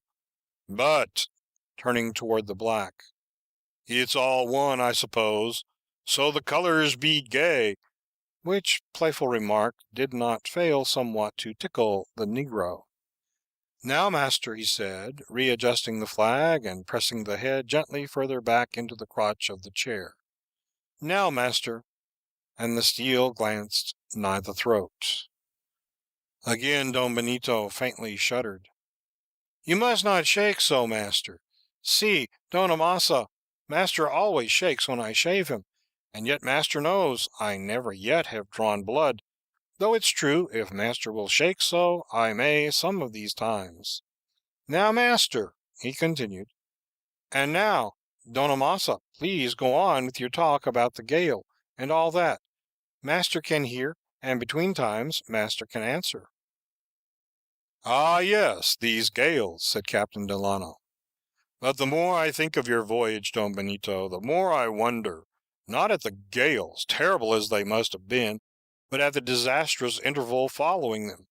For here, by your account, have you been these 2 months, and more, getting from Cape Horn to St. Maria, a distance which I myself, in a good wind, have sailed in a few days. True, you had calms, and long ones, but to be becalmed for 2 months, that is, at least, unusual. Why, Don Benito, had almost any other gentleman told me such a story, I should have been half disposed to a little incredulity." Here an involuntary expression came over the Spaniard, similar to that just before on the deck, and whether it was the start he gave, or a sudden gawky roll of the hull in the calm, or a momentary unsteadiness of the servant's hand, however it was, just then the razor drew blood, spots of which stained the creamy lather under the throat. Immediately the black barber drew back his steel, and remaining in his professional attitude, back to Captain Delano, and face to Don Benito, held up the trickling razor, saying with a sort of half humorous sorrow, "See, master, you shook so. Here's Babo's first blood." No sword drawn before James the First of England, no assassination in that timid king's presence, could have produced a more terrified aspect than was now presented by Don Benito. "Poor fellow," thought Captain Delano, "so nervous he can't even bear the sight of Barber's blood. And this unstrung, sick man, is it credible that I should have imagined he meant to spill all my blood, who can't endure the sight of one little drop of his own? Surely, Amasa Delano, you have been beside yourself this day. Tell it not when you get home, sappy Amasa. Well, well, he looks like a murderer, does he? More like as if himself were to be done for. Well, well, this day's experience shall be a good lesson." Meantime, while these things were running through the honest seaman's mind, the servant had taken the napkin from his arm, and to Don Benito had said, "But answer Don Amasa, please, master, while I wipe this ugly stuff off the razor, and strop it again." As he said these words, his face was turned half round, so as to be alike visible to the Spaniard and the American, and seemed by its expression to hint that he was desirous, by getting his master to go on with the conversation, considerately to withdraw his attention from the recent annoying accident. As if glad to snatch the offered relief, Don Benito resumed, rehearsing to Captain Delano that not only were the calms of unusual duration, but the ship had fallen in with obstinate currents and other things, he added, some of which were but repetitions of former statements, to explain how it came to pass that the passage from Cape Horn to St. Maria had been so exceedingly long, now and then mingling with his words incidental praises, less qualified than before, to the blacks for their general good conduct. These particulars were not given consecutively, the servant now and then using his razor, and so between the intervals of shaving, the story and panegyric went on with more than usual huskiness. To Captain Delano's imagination, now again not wholly at rest, there was something so hollow in the Spaniard's manner, with apparently some reciprocal hollowness in the servant's dusky comment of silence, that the idea flashed across him that possibly master and man, for some unknown purpose, were acting out, both in word and deed, nay, to the very tremor of Don Benito's limbs, some juggling play before him. Neither did the suspicion of collusion lack apparent support from the fact of those whispered conferences before mentioned. But then, what could be the object of enacting this play of the barber before him? At last, regarding the notion as a whimsy insensibly suggested, perhaps, by the theatrical aspect of Don Benito in his Harlequin ensign, Captain Delano speedily banished it. The shaving over, the servant bestirred himself with a small bottle of scented waters, pouring a few drops on the head, and then diligently rubbing, the vehemence of the exercise causing the muscles of his face to twitch rather strangely. His next operation was with comb, scissors, and brush, going round and round, smoothing a curl here, clipping an unruly whisker hair there, giving a graceful sweep to the temple lock, with other impromptu touches evincing the hand of a master. While, like any resigned gentleman in barber's hands, Don Benito bore all much less uneasily, at least, than he had done the razoring. Indeed, he sat so pale and rigid now, that the negro seemed a Nubian sculptor finishing off a white statue head. All being over at last, the standard of Spain removed, tumbled up and tossed back into the flag locker, the negro's warm breath blowing away any stray hair which might have lodged down his master's neck, collar and cravat readjusted, a speck of lint whisked off the velvet lapel, all this being done, backing off a little space and pausing with an expression of subdued self-complacency, the servant for a moment surveyed his master, as in toilet at least, the creature of his own tasteful hands. Captain Delano playfully complimented him upon his achievement, at the same time congratulating Don Benito. But neither sweet waters, nor shampooing, nor fidelity, nor sociality delighted the Spaniard. Seeing him relapsing into forbidding gloom, and still remaining seated, Captain Delano, thinking that his presence was undesired just then, withdrew, on pretense of seeing whether, as he had prophesied, any signs of a breeze were visible. Walking forward toward the mainmast, he stood a while thinking over the scene, and not without some undefined misgivings, when he heard a noise near the cuddy, and turning saw the negro, his hand to his cheek. Advancing, Captain Delano perceived that the cheek was bleeding. He was about to ask the cause, when the negro's wailing soliloquy enlightened him. "Ah, when will master get better from his sickness? Only the sour heart that sour sickness breeds made him serve Babo so, cutting Babo with the razor, because only by accident Babo had given master one little scratch, and for the first time in so many a day, too. Ah, ah, ah!" holding his hand to his face. Is it possible, thought Captain Delano, was it to wreak in private this Spanish spite against this poor friend of his, that Don Benito, by his sullen manner, impelled me to withdraw? Ah, this slavery breeds ugly passions in man. Poor fellow! He was about to speak in sympathy to the negro, but with a timid reluctance he now re-entered the cuddy. Presently master and man came forth, Don Benito leaning on his servant as if nothing had happened. But a sort of love quarrel after all, thought Captain Delano. He accosted Don Benito, and they slowly walked together. They had gone but a few paces when the steward, a tall Rajah-looking mulatto, orientally set off with a pagoda turban formed by 3 or 4 Madras handkerchiefs wound about his head, tier on tier, approaching with a salaam, announced lunch in the cabin.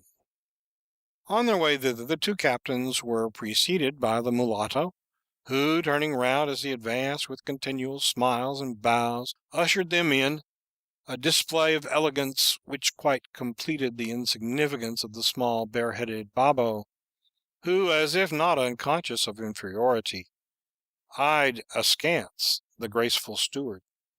But in part, Captain Delano imputed his jealous watchfulness to that peculiar feeling which the full-blooded African entertains for the adulterated one. As for the steward, his manner, if not bespeaking much dignity of self-respect, yet evidenced his extreme desire to please, which is doubly meritorious, as at once Christian and Chesterfieldian. Captain Delano observed with interest that while the complexion of the mulatto was hybrid, his physiognomy was European, classically so. "Don Benito," whispered he, "I am glad to see this usher of the goldenrod of yours. The sight refutes an ugly remark once made to me by a Barbados planter, that when a mulatto has a regular European face, look out for him, he is a devil. But see, your steward here has features more regular than King George's of England, and yet here he nods and bows and smiles. A king indeed, the king of kind hearts and polite fellows. What a pleasant voice he has, too." "He has, senor." "But tell me, has he not, so far as you have known him, always proved a good, worthy fellow?" said Captain Delano, pausing, while with a final genuflection the steward disappeared into the cabin. "Come, for the reason just mentioned, I am curious to know." "Francesco is a good man," rather sluggishly responded Don Benito, like a phlegmatic appreciator who would neither find fault nor flatter. "Ah, I thought so. For it were strange indeed, and not very creditable to us white-skins, if a little of our blood mixed with the Africans should, far from improving the latter's quality, have the sad effect of pouring vitriolic acid into black broth, improving the hue, perhaps, but not the wholesomeness." Doubtless, senor, but," glancing at Babo, "not to speak of negroes, your planter's remark I have heard applied to the Spanish and Indian intermixtures in our provinces. But I know nothing about the matter," he listlessly added. And here they entered the cabin. End of chapter 8. Chapter 9 of Benito Cereno. Business.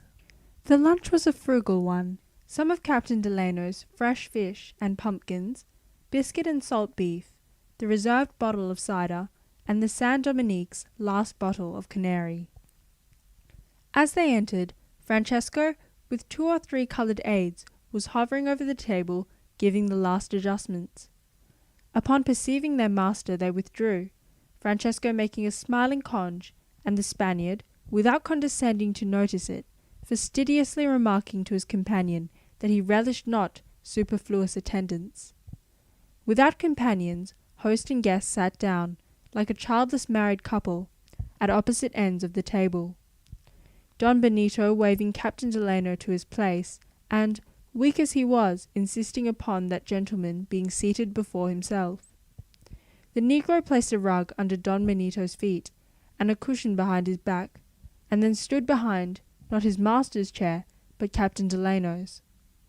At first this a little surprised the latter, but it was soon evident that in taking his position the black was still true to his master, since by facing him he could the more readily anticipate his slightest want.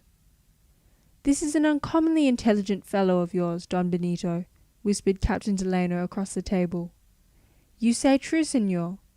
During the repast, the guest again reverted to parts of Don Benito's story, begging further particulars here and there. He inquired how it was that the scurvy and fever should have committed such wholesale havoc upon the whites, while destroying less than half of the blacks. As if this question reproduced the whole scene of plague before the Spaniard's eyes, miserably reminding him of his solitude in a cabin where before he had had so many friends and officers round him. His hand shook, his face became hueless, broken words escaped, but directly the sane memory of the past seemed replaced by insane terrors of the present. With starting eyes he stared before him at vacancy, for nothing was to be seen but the hand of his servant pushing the canary over towards him. At length a few sips served partially to restore him. He made random reference to the different constitutions of races, enabling one to offer more resistance to certain maladies than another. The thought was new to his companion. Presently Captain Delano, intending to say something to his host concerning the pecuniary part of the business he had undertaken for him especially, since he was strictly accountable to his owners, with reference to the new suit of sails and other things of that sort, and naturally preferring to conduct such affairs in private, was desirous that the servant should withdraw. Imagining that Don Benito for a few minutes could dispense with his attendance, he however waited a while, thinking that, as the conversation proceeded, Don Benito, without being prompted, would perceive the propriety of the step. But it was otherwise. At last catching his host's eye, Captain Delano, with a slight backward gesture of his thumb, whispered, "Don Benito, pardon me, but there is an interference with the full expression of what I have to say to you." Upon this the Spaniard changed countenance, which was imputed to his resenting the hint, as in some way a reflection upon his servant. After a moment's pause, he assured his guest that the blacks remaining with them would be of no disservice, because since losing his officers he had made Babo, whose original office it now appeared had been captain of the slaves, not only his constant attendant and companion, but in all things his confidant. After this, nothing more could be said, though, indeed, Captain Delano could hardly avoid some little tinge of irritation upon being left ungratified in so inconsiderable a wish, by one, too, for whom he intended such solid services. But it is only his querulousness, thought he, and so filling his glass, he proceeded to business. The price of the sails and other matters was fixed upon, but while this was being done, the American observed that though his original offer of assistance had been hailed with hectic animation, yet now when it was reduced to a business transaction, indifference and apathy were betrayed. Don Benito, in fact, appeared to submit to hearing the details more out of regard to common propriety than from any impression that weighty benefit to himself and his voyage was involved. Soon his manner became still more reserved. The effort was vain to seek to draw him into social talk. Gnawed by his splenetic mood, he sat twitching his beard, while to little purpose the hand of his servant, mute as that on the wall, slowly pushed over the canary. Lunch being over, they sat down on the cushioned transom, the servant placing a pillow behind his master. The long continuance of the calm had now affected the atmosphere. Don Benito sighed heavily, as if for breath. "Why not adjourn to the cuddy?" said Captain Delano. "There is more air there." But the host sat silent and motionless. Meantime his servant knelt before him with a large fan of feathers, and Francesco, coming in on tiptoes, handed the negro a little cup of aromatic waters, with which at intervals he chafed his master's brow, smoothing the hair along the temples as a nurse does a child's. He spoke no word, he only rested his eye on his master's, as if, amid all Don Benito's distress, a little to refresh his spirit by the silent sight of fidelity. End of Chapter 9. Chapter 10 of Benito Cereno. Safe Harbor. Presently the ship's bell sounded 2 o'clock, and through the cabin windows a slight rippling of the sea was discerned, and from the desired direction. "There!" exclaimed Captain Delano. "I told you so, Don Benito. Look!" He had risen to his feet, speaking in a very animated tone, with a view the more to rouse his companion. But though the crimson curtain of the stern window near him that moment fluttered against his pale cheek, Don Benito seemed to have even less welcome for the breeze than the calm. Poor fellow, thought Captain Delano, bitter experience has taught him that one ripple does not make a wind, any more than one swallow a summer. But he is mistaken for once. I will get his ship in for him, and prove it. Briefly alluding to his weak condition, he urged his host to remain quietly where he was, since he, Captain Delano, would with pleasure take upon himself the responsibility of making the best use of the wind. Upon gaining the deck, Captain Delano started at the unexpected figure of Atufal, monumentally fixed at the threshold, like one of those sculptured porters of black marble guarding the porches of Egyptian tombs. But this time the start was, perhaps, purely physical. Atufal's presence, singularly attesting docility even in sullenness, was contrasted with that of the hatchet polishers, who, in patience, evinced their industry. While both spectacles showed that, lax as Don Benito's general authority might be, still, whenever he chose to exert it, no man so savage or colossal but must, more or less, bow. Snatching a trumpet which hung from the bulwarks, with a free step Captain Delano advanced to the forward edge of the poop, issuing his orders in his best Spanish. The few sailors and many negroes, all equally pleased, obediently set about heading the ship toward the harbor. While giving some directions about setting a lower stunsail, suddenly Captain Delano heard a voice faithfully repeating his orders. Turning, he saw Babo, now for the time acting under the pilot, his original part of captain of the slaves. This assistance proved valuable. Tattered sails and warped yards were soon brought into some trim, and no brace or halyard was pulled but to the blithe songs of the inspirited negroes. Good fellows, thought Captain Delano, a little training would make fine sailors of them. Why, see, the very women pull and sing too. These must be some of those Ashanti negresses that make such capital soldiers, I've heard. But who's at the helm? I must have a good hand there. He went to see.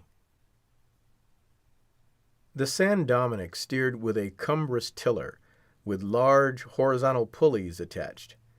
At each pulley end stood a subordinate black, and between them, at the tiller head, the responsible post, a Spanish seaman, whose countenance evinced his due share in the general hopefulness and confidence at the coming of the breeze. He proved the same man who had behaved with so shamefaced an air on the windlass. "Ah, it is you, my man!" exclaimed Captain Delano. "Well, no more sheep's eyes now. Look straight forward and keep the ship so. Good hand, I trust? And want to get into the harbor, don't you?" "Si, señor," assented the man with an inward chuckle, grasping the tiller head firmly. Upon this, unperceived by the American, the two blacks eyed the sailor askance. Finding all right at the helm, the pilot went forward to the forecastle to see how matters stood there. The ship now had way enough to breast the current. With the approach of evening, the breeze would be sure to freshen. Having done all that was needed for the present, Captain Delano, giving his last orders to the sailors, turned aft to report affairs to Don Benito in the cabin, perhaps additionally incited to rejoin him by the hope of snatching a moment's private chat while his servant was engaged upon deck. From opposite sides there were, beneath the poop, two approaches to the cabin, one further forward than the other, and consequently communicating with a longer passage. Marking the servant still above, Captain Delano, taking the nightest entrance, the one last named, and at whose porch Atufal still stood, hurried on his way till, arrived at the cabin threshold, he paused an instant, a little to recover from his eagerness. Then, with the words of his intended business upon his lips, he entered. As he advanced toward the Spaniard, on the transom, he heard another footstep keeping time with his. From the opposite door, a salver in hand, the servant was likewise advancing. "Confound the faithful fellow," thought Captain Delano. "What a vexatious coincidence!" Possibly the vexation might have been something different, were it not for the buoyant confidence inspired by the breeze. But even as it was, he felt a slight twinge from a sudden involuntary association in his mind of Babo with Atufal. "Don Benito," said he, "I give you joy; the breeze will hold and will increase. By the way, your tall man and timepiece, Atufal, stands without. By your order, of course?" Don Benito recoiled, as if at some bland satirical touch, delivered with such adroit garnish of apparent good breeding as to present no handle for retort. "He is like one flayed alive," thought Captain Delano. "Where may one touch him without causing a shrink?" The servant moved before his master, adjusting a cushion. Recalled to civility, the Spaniard stiffly replied, "You are right. The slave appears where you saw him, according to my command, which is, that if at the given hour I am below, he must take his stand and abide my coming." "Ah, now, pardon me, but that is treating the poor fellow like an ex-king denied. Ah, Don Benito," smiling, "for all the license you permit in some things, I fear lest at bottom you are a bitter hard master." Again Don Benito shrank, and this time, as the good sailor thought, from a genuine twinge of his conscience. Conversation now became constrained. In vain Captain Delano called attention to the now perceptible motion of the keel gently cleaving the sea. With lack-lustre eye, Don Benito returned words few and reserved. By and by, the wind having steadily risen, and still blowing right into the harbor, bore the San Dominick swiftly on. Rounding a point of land, the sealer at distance came into open view. Meantime, Captain Delano had again repaired to the deck, remaining there some time. Having at last altered the ship's course, so as to give the reef a wide berth, he returned for a few moments below. "I will cheer up my poor friend this time," thought he. "Better and better, Don Benito," he cried as he blithely re-entered. "There will soon be an end to your cares, at least for a while; for when, after a long, sad voyage, you know, the anchor drops into the haven, all its vast weight seems lifted from the captain's heart. We are getting on famously, Don Benito. My ship is in sight. Look through this side light here. There she is, all a-taut-o. The bachelor's delight, my good friend. Ah, how this wind braces one up! Come, you must take a cup of coffee with me this evening. My old steward will give you as fine a cup as ever any sultan tasted. What say you, Don Benito? Will you?"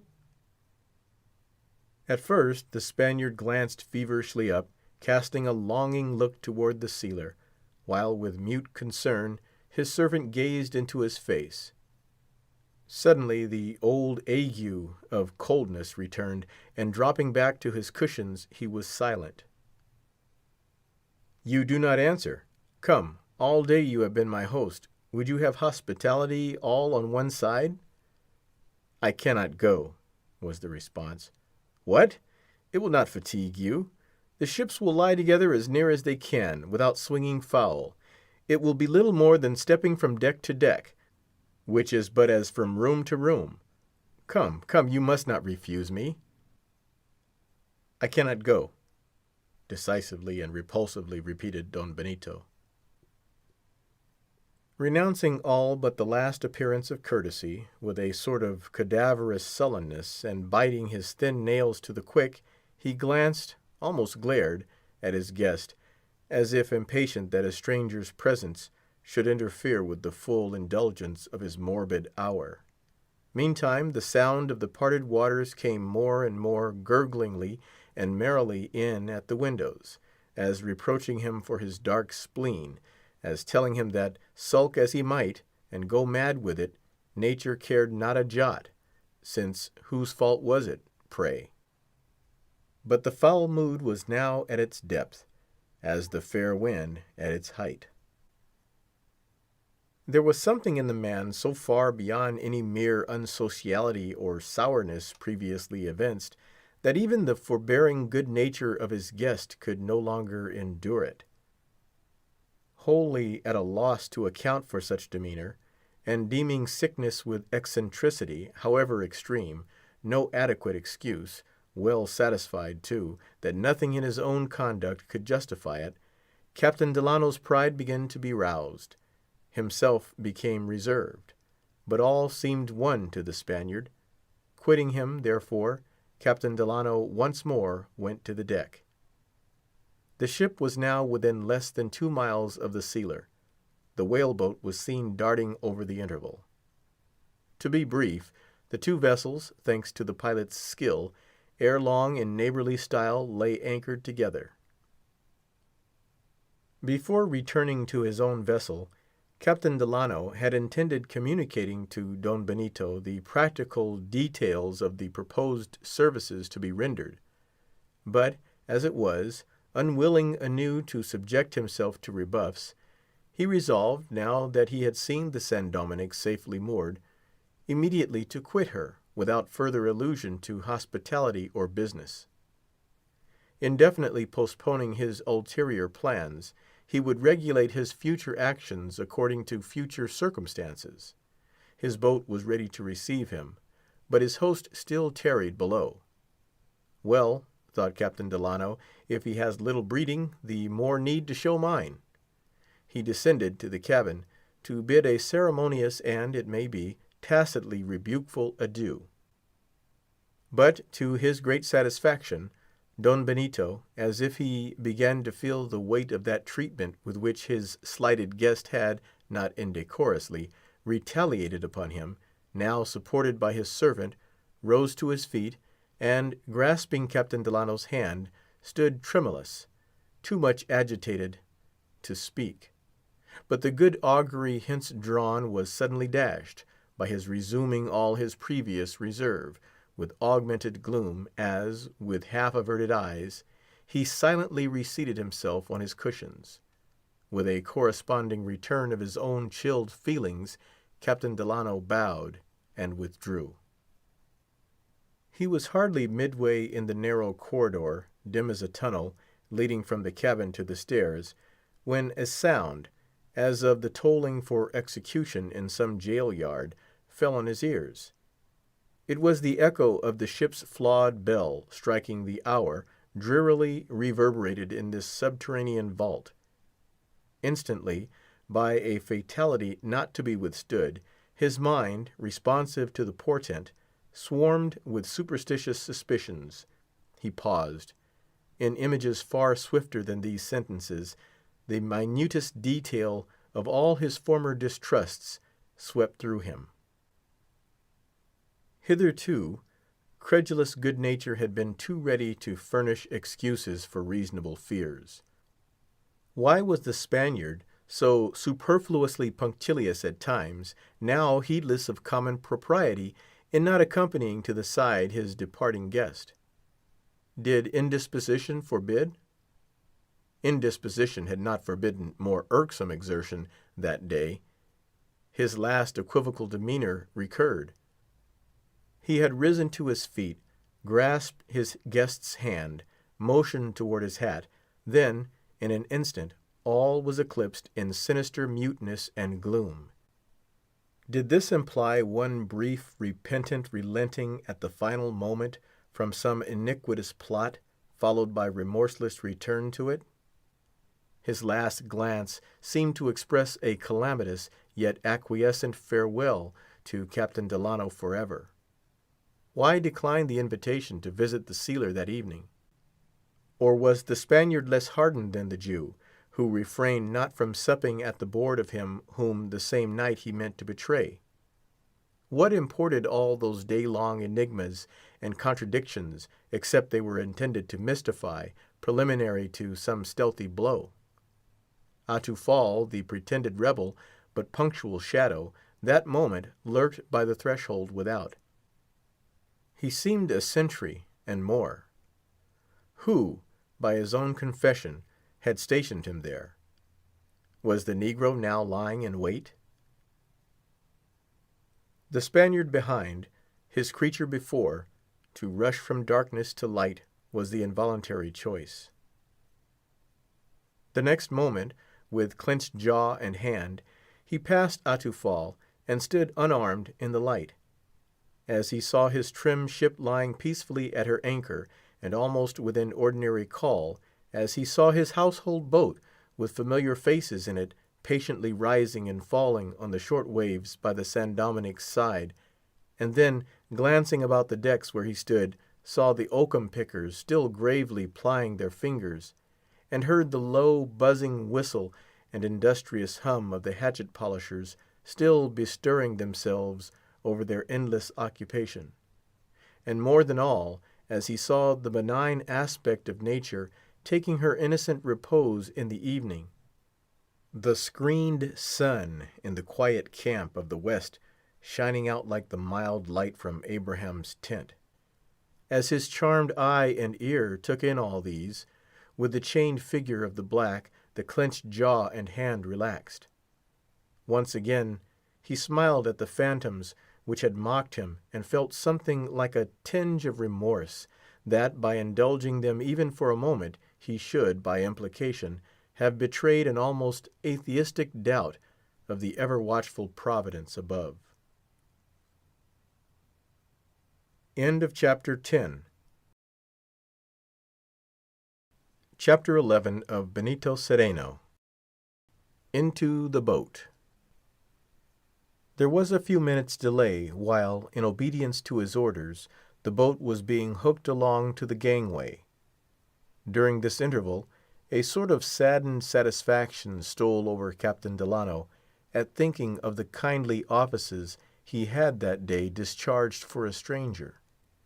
Ah, thought he, after good actions one's conscience is never ungrateful, however much so the benefited party may be. Presently, his foot, in the first act of descent into the boat, pressed the first round of the side-ladder. His face presented inward upon the deck.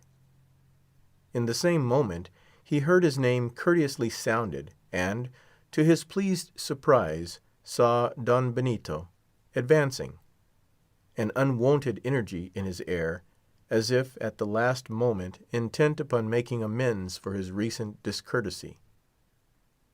With instinctive good feeling, Captain Delano, revoking his foot, turned and reciprocally advanced.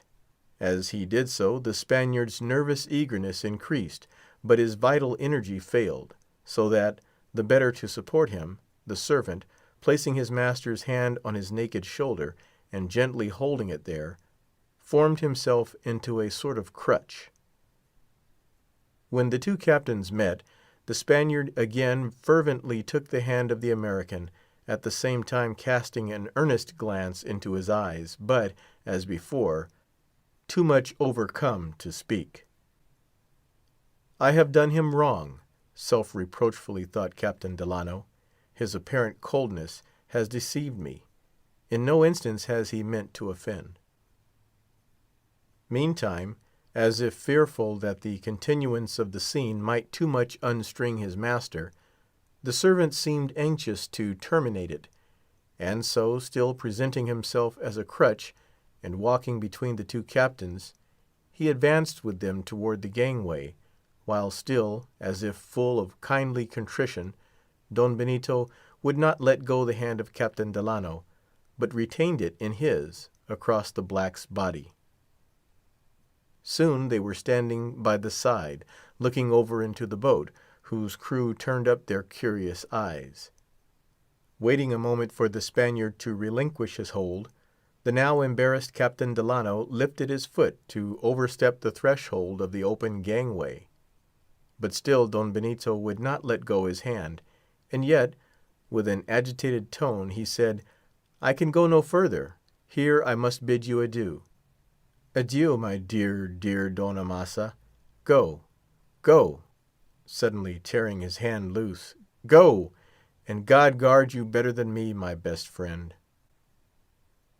Not unaffected, Captain Delano would now have lingered, but catching the meekly admonitory eye of the servant, with a hasty farewell he descended into his boat, followed by the continual adieus of Don Benito, standing rooted in the gangway.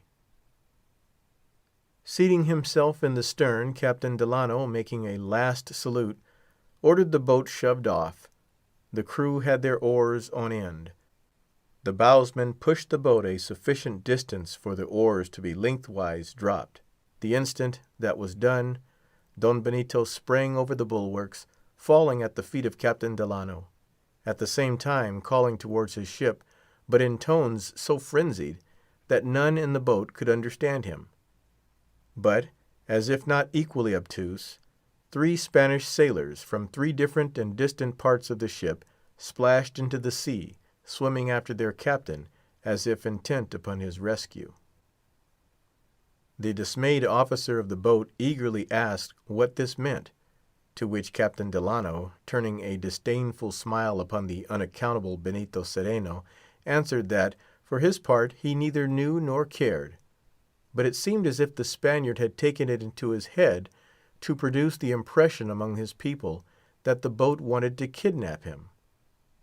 "Or else give way for your lives," he wildly added, starting at a clattering hubbub in the ship, above which rang the tocsin of the hatchet polishers, and seizing Don Benito by the throat, he added, "This plotting pirate means murder." Here, in apparent verification of the words, the servant, a dagger in his hand, was seen on the rail overhead, poised in the act of leaping, as if with desperate fidelity, to befriend his master to the last. While seemingly to aid the black, the 3 Spanish sailors were trying to clamber into the hampered bow. Meantime, the whole host of negroes, as if inflamed at the sight of their jeopardized captain, impended in one sooty avalanche over the bulwarks. All this, with what preceded and what followed, occurred with such involutions of rapidity that past, present, and future seemed one. Seeing the negro coming, Captain Delano had flung the Spaniard aside, almost in the very act of clutching him, and, by the unconscious recoil, shifting his place, with arms thrown up, so promptly grappled the servant in his descent, that with dagger presented at Captain Delano's heart, the black seemed of purpose to have leaped there as to his mark. But the weapon was wrenched away, and the assailant dashed down into the bottom of the boat, which now, with disentangled oars, began to speed through the sea. At this juncture, the left hand of Captain Delano, on one side, again clutched the half-reclined Don Benito, heedless that he was in a speechless faint, while his right foot, on the other side, ground the prostrate negro, and his right arm pressed for added speed on the after oar, his eye bent forward, encouraging his men to their utmost. But here the officer of the boat, who had at last succeeded in beating off the towing Spanish sailors, and was now with face turned aft, assisting the bowsman at his oar, suddenly called to Captain Delano to see what the black was about, while a Portuguese oarsman shouted to him to give heed to what the Spaniard was saying.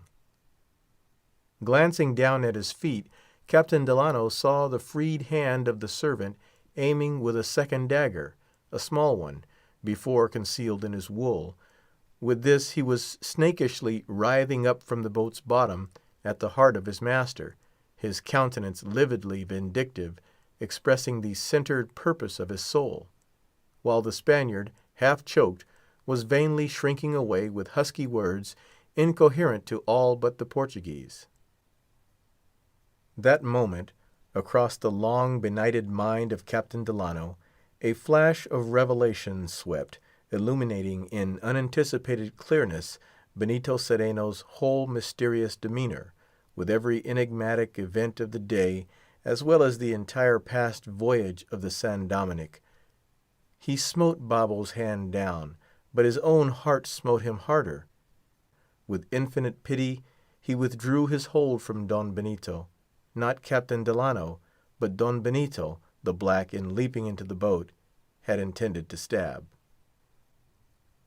Both the black's hands were held, as, glancing up toward the San Dominick, Captain Delano, now with the scales dropped from his eyes, saw the negroes, not in misrule, not in tumult, not as if frantically concerned for Don Benito, but with masks torn away, flourishing hatchets and knives in ferocious piratical revolt. Like delirious black dervishes, the 6 Ashantees danced on the poop. Prevented by their foes from springing into the water, the Spanish boys were hurrying up to the topmost spars, while such of the few Spanish sailors, not already in the sea, less alert, were descried, helplessly mixed in, on deck with the blacks. Meantime, Captain Delano hailed his own vessel, ordering the ports up and the guns run out. But by this time the cable of the San Dominick had been cut, and the fag end, in lashing out, whipped away the canvas shroud about the beak, suddenly revealing, as the bleached hull swung round toward the open ocean, death for the figurehead in a human skeleton. Chalky comment on the chalked words below: "Follow your leader." At the sight, Don Benito, covering his face, wailed out, "'Tis he, Aranda, my murdered, unburied friend." Upon reaching the sealer, calling for ropes, Captain Delano bound the negro, who made no resistance, and had him hoisted to the deck. He would then have assisted the now almost helpless Don Benito up the side, but Don Benito, wan as he was, refused to move, or be moved, until the negro should have been first put below out of view, when, presently assured that it was done, he no more shrank from the ascent. The boat was immediately dispatched back to pick up the 3 swimming sailors. Meantime, the guns were in readiness, though, owing to the San Dominick having glided somewhat astern of the sealer, only the aftermost one could be brought to bear. With this they fired 6 times, thinking to cripple the fugitive ship by bringing down her spars, but only a few inconsiderable ropes were shot away. Soon the ship was beyond the guns' range, steering broad out of the bay, the blacks thickly clustering round the bowsprit, one moment with taunting cries toward the whites, the next with upthrown gestures, hailing the now dusky expanse of ocean, cawing crows escaped from the hand of the fowler. End of Chapter 11. Chapter 12 of Benito Cereno. Pursuit. The first impulse was to slip the cables and give chase, but upon second thought, to pursue with whaleboat and yawl seemed more promising. Upon inquiring of Don Benito what firearms they had on board the San Dominick, Captain Delano was answered that they had none that could be used, because in the earlier stages of the mutiny, a cabin passenger, since dead, had secretly put out of order the locks of what few muskets there were. But, with all his remaining strength, Don Benito entreated the Americans not to give chase, either with ship or boat, for the negroes had already proved themselves such desperadoes that, in case of a present assault, nothing but a total massacre of the whites could be looked for. But regarding this warning as coming from one whose spirit had been crushed by misery, the American did not give up his design. The boats were got ready and armed. Captain Delano ordered 25 men into them. He was going himself when Don Benito grasped his arm. "What? Have you saved my life, Señor, and are you now going to throw away your own?" The officers also, for reasons connected with their interests and those of the voyage, and a duty owing to the owners, strongly objected against their commander's going. Weighing their remonstrances a moment, Captain Delano felt bound to remain, appointing his chief mate, an athletic and resolute man, who had been a privateersman, and, as his enemies whispered, a pirate, to head the party. The more to encourage the sailors, they were told that the Spanish captain considered his ship as good as lost, that she and her cargo, including some gold and silver, were worth upwards of 10,000 doubloons. Take her, and no small part should be theirs. The sailors replied with a shout. The fugitives had now almost gained an offing. It was nearly night, but the moon was rising. After hard, prolonged pulling, the boats came up on the ship's quarters, at a suitable distance, laying upon their oars to discharge their muskets. Having no bullets to return, the negroes sent their yells, but upon the second volley, Indian-like, they hurtled their hatchets. One took off a sailor's fingers, another struck the whale-boat's bow, cutting off the rope there, and remaining stuck in the gunwale, like a woodman's axe. Snatching it, quivering from its lodgment, the mate hurled it back. The returned gauntlet now stuck in the ship's broken quarter-gallery, and so remained. The negroes giving too hot a reception, the whites kept a more respectful distance. Hovering now just out of reach of the hurtling hatchets, they, with a view to the close encounter which must soon come, sought to decoy the blacks into entirely disarming themselves of their most murderous weapons in a hand-to-hand fight, by foolishly flinging them as missiles short of the mark into the sea.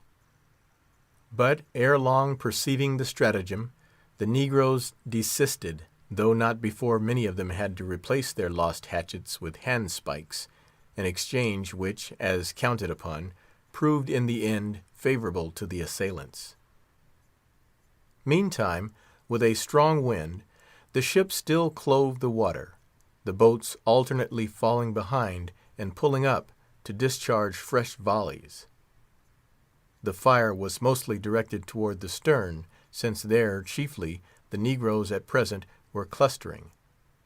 But to kill or maim the negroes was not the object. To take them, with the ship, was the object. To do it, the ship must be boarded, which could not be done by boats while she was sailing so fast. A thought now struck the mate. Observing the Spanish boys still aloft, high as they could get, he called to them to descend to the yards, and cut adrift the sails. It was done. About this time, owing to causes hereafter to be shown, 2 Spaniards in the dress of sailors, and conspicuously showing themselves, were killed, not by volleys, but by deliberate marksman's shots, while, as it afterwards appeared, during one of the general discharges, Atufal, the black, and the Spaniard at the helm likewise were killed. What now with the loss of the sails and loss of leaders, the ship became unmanageable to the negroes. With creaking masts, she came heavily round to the wind, the prow slowly swinging into view of the boats, its skeleton gleaming in the horizontal moonlight, and casting a gigantic ribbed shadow upon the water. One extended arm of the Ghost seemed beckoning the whites to avenge it. "Follow your leader!" cried the mate, and, one on each bow, the boats boarded. Sealing spears and cutlasses, crossed hatchets and handspikes. Huddled upon the long boat amidships, the negresses raised a wailing chant, whose chorus was the clash of the steel. For a time the attack wavered, the negroes wedging themselves to beat it back, the half-repelled sailors, as yet unable to gain a footing, fighting as troopers in the saddle, one leg sideways flung over the bulwarks, and one without, plying their cutlasses like carters' whips. But in vain. They were almost overborne, when, rallying themselves into a squad as one man, with a huzza, they sprang inboard, where entangled they involuntarily separated again. For a few breaths' space There was a vague, muffled, inner sound as of submerged swordfish rushing hither and thither through shoals of black fish. Soon, in a reunited band, and joined by the Spanish seamen, the whites came to the surface, irresistibly driving the negroes toward the stern. But a barricade of casks and sacks from side to side had been thrown up by the mainmast. Here the negroes faced about, and though scorning peace or truce, yet fain would have had a respite. But without pause, overleaping the barrier, the unflagging sailors again closed. Exhausted, the blacks now fought in despair. Their red tongues lolled, wolf-like, from their black mouths. But the pale sailors' teeth were set, not a word was spoken, and, in 5 minutes more, the ship was won. Nearly a score of the negroes were killed. Exclusive of those by the balls, many were mangled. Their wounds, mostly inflicted by the long-edged sealing spears, resembling those shaven ones of the English at Preston Pans, made by the poled scythes of the Highlanders. On the other side none were killed, though several were wounded, some severely, including the mate. The surviving negroes were temporarily secured, and the ship, towed back into the harbor at midnight, once more lay anchored. End of chapter 12.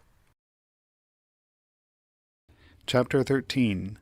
A Deposition.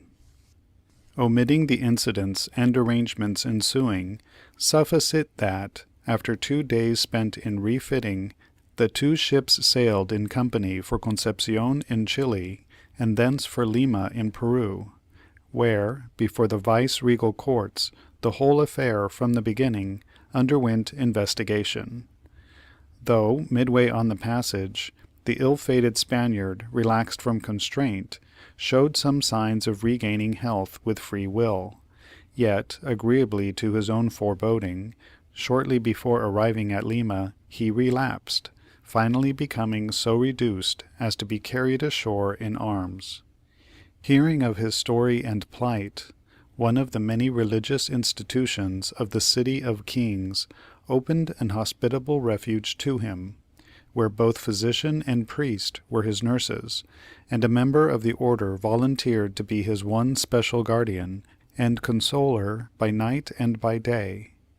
The following extracts, translated from one of the official Spanish documents, will, it is hoped, shed light on the preceding narrative, as well as, in the first place, reveal the true port of departure and true history of the San Dominique's voyage, down to the time of her touching at the island of Santa Maria. But ere the extracts come, it may be well to preface them with a remark. The document selected, from among many others, for partial translation, contains the deposition of Benito Cereno, the first taken in the case. Some disclosures therein were, at the time, held dubious for both learned and natural reasons. The tribunal inclined to the opinion that the deponent, not undisturbed in his mind by recent events, raved of some things which could never have happened.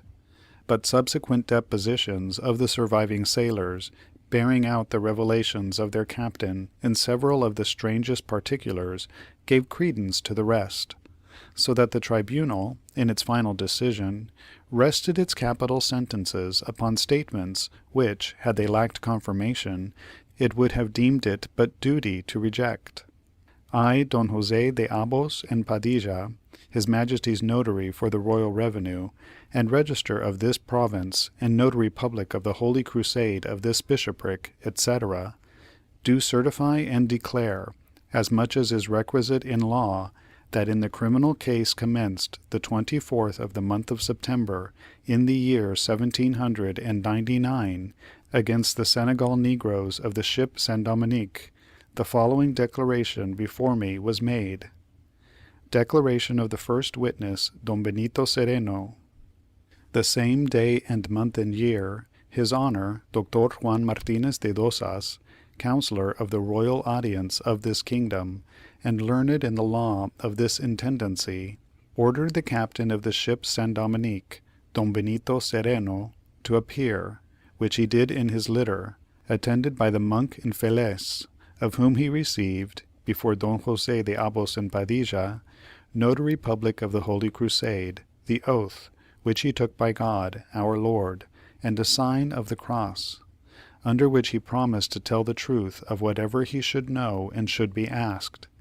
And being interrogated agreeably to the tenor of the act commencing the process, he said that on the 20th of May last he set sail with his ship from the port of Valparaiso, bound to that of Callao, loaded with the produce of the country, and 160 blacks of both sexes, mostly belonging to Don Alejandro Aranda, gentleman of the city of Mendoza, that the crew of the ship consisted of 36 men, beside the persons who went as passengers, that the negroes were in part as follows.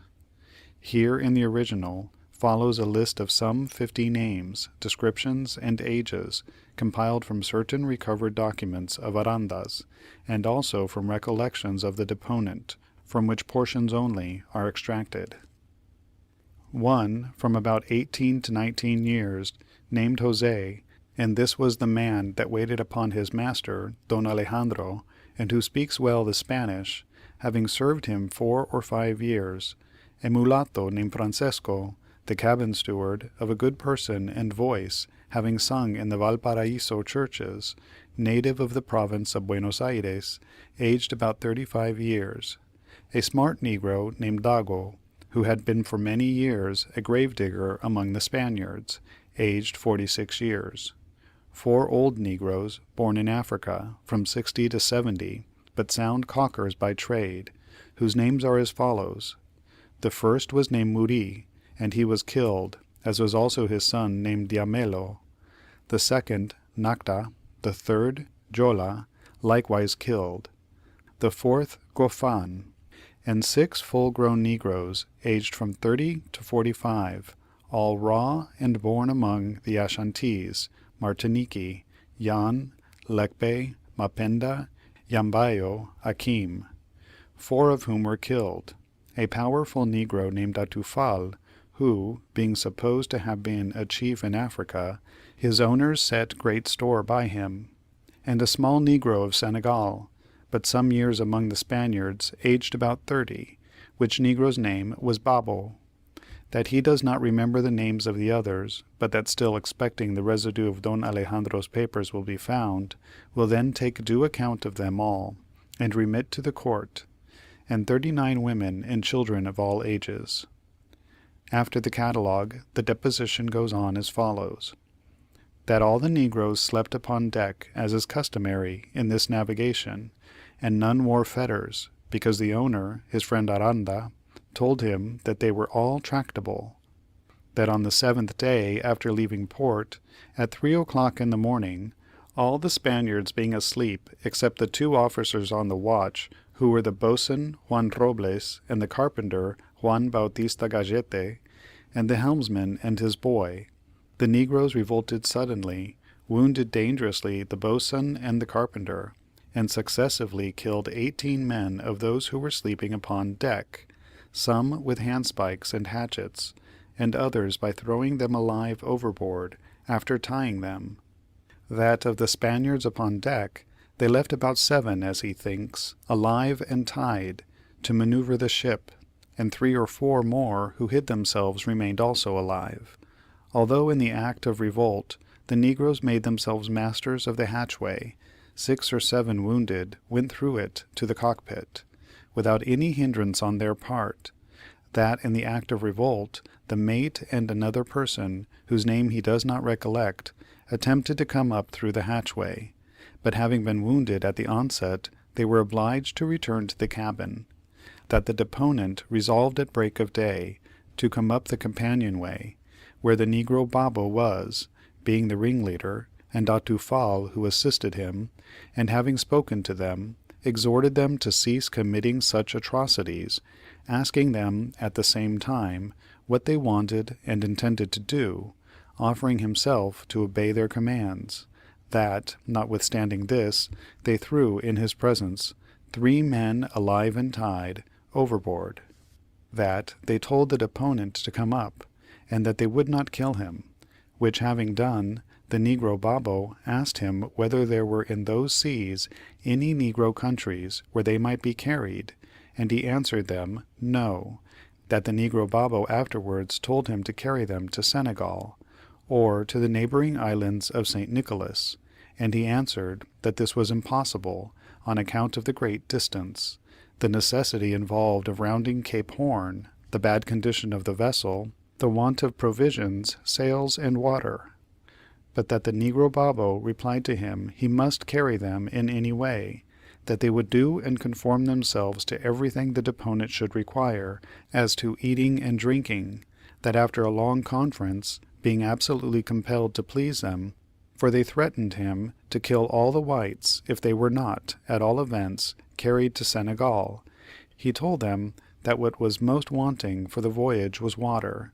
that they would go near the coast to take it, and hence they would proceed on their course, that the negro Babo agreed to it, and the deponent steered toward the intermediate ports, hoping to meet some Spanish or foreign vessel that would save them; that within 10 or 11 days they saw the land, and continued their course by it in the vicinity of Nasca; that the deponent observed that the negroes were now restless and mutinous, because he did not effect the taking in of water, the negro Babo having required, with threats, that it should be done, without fail, the following day.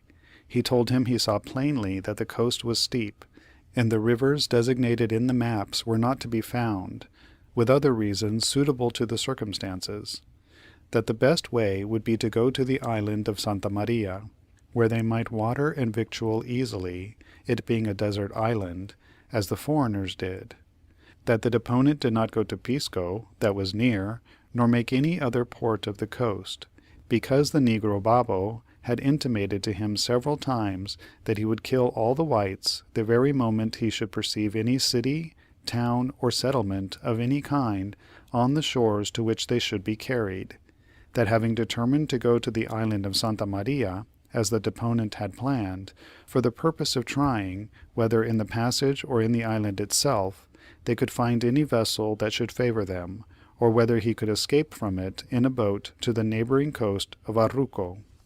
To adopt the necessary means, he immediately changed his course, steering for the island; that the negroes Babo and Atufal held daily conferences, in which they discussed what was necessary for their design of returning to Senegal, whether they were to kill all the Spaniards, and particularly the deponent; that 8 days after parting from the coast of Nasca, the deponent being on the watch a little after daybreak, and soon after the negroes had their meeting, the negro Babo came to the place where the deponent was, and told him that he had determined to kill his master, Don Alejandro Aranda, both because he and his companions could not otherwise be sure of their liberty, and that, to keep the seamen in subjection, he wanted to prepare a warning of what road they should be made to take did they or any of them oppose him; and that, by means of the death of Don Alejandro, that warning would best be given;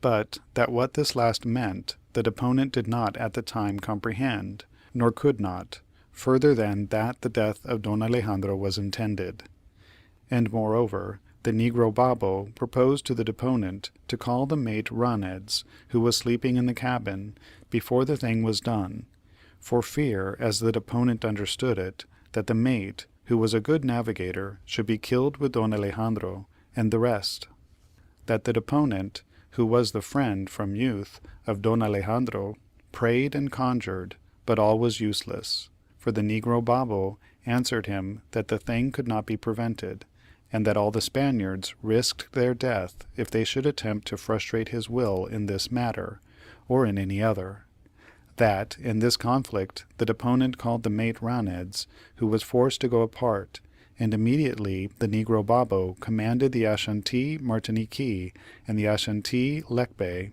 to go and commit the murder; that those two went down with the hatchets to the berth of Don Alejandro; that, yet half alive and mangled, they dragged him on deck; that they were going to throw him overboard in that state, but the negro Babo stopped them, bidding the murder be completed on the deck before him, which was done, when, by his orders, the body was carried below, forward. That nothing more was seen of it by the deponent for 3 days. That Don Alonso Sidonia, an old man, long resident of Valparaiso, and lately appointed to a civil office in Peru, whither he had taken passage, was at the time sleeping in the berth opposite Don Alejandro's. That, awakening at his cries, surprised by them, and at the sight of the negroes with their bloody hatchets in their hands, he threw himself into the sea through a window which was near him, and was drowned, without it being in the power of the deponent to assist or take him up.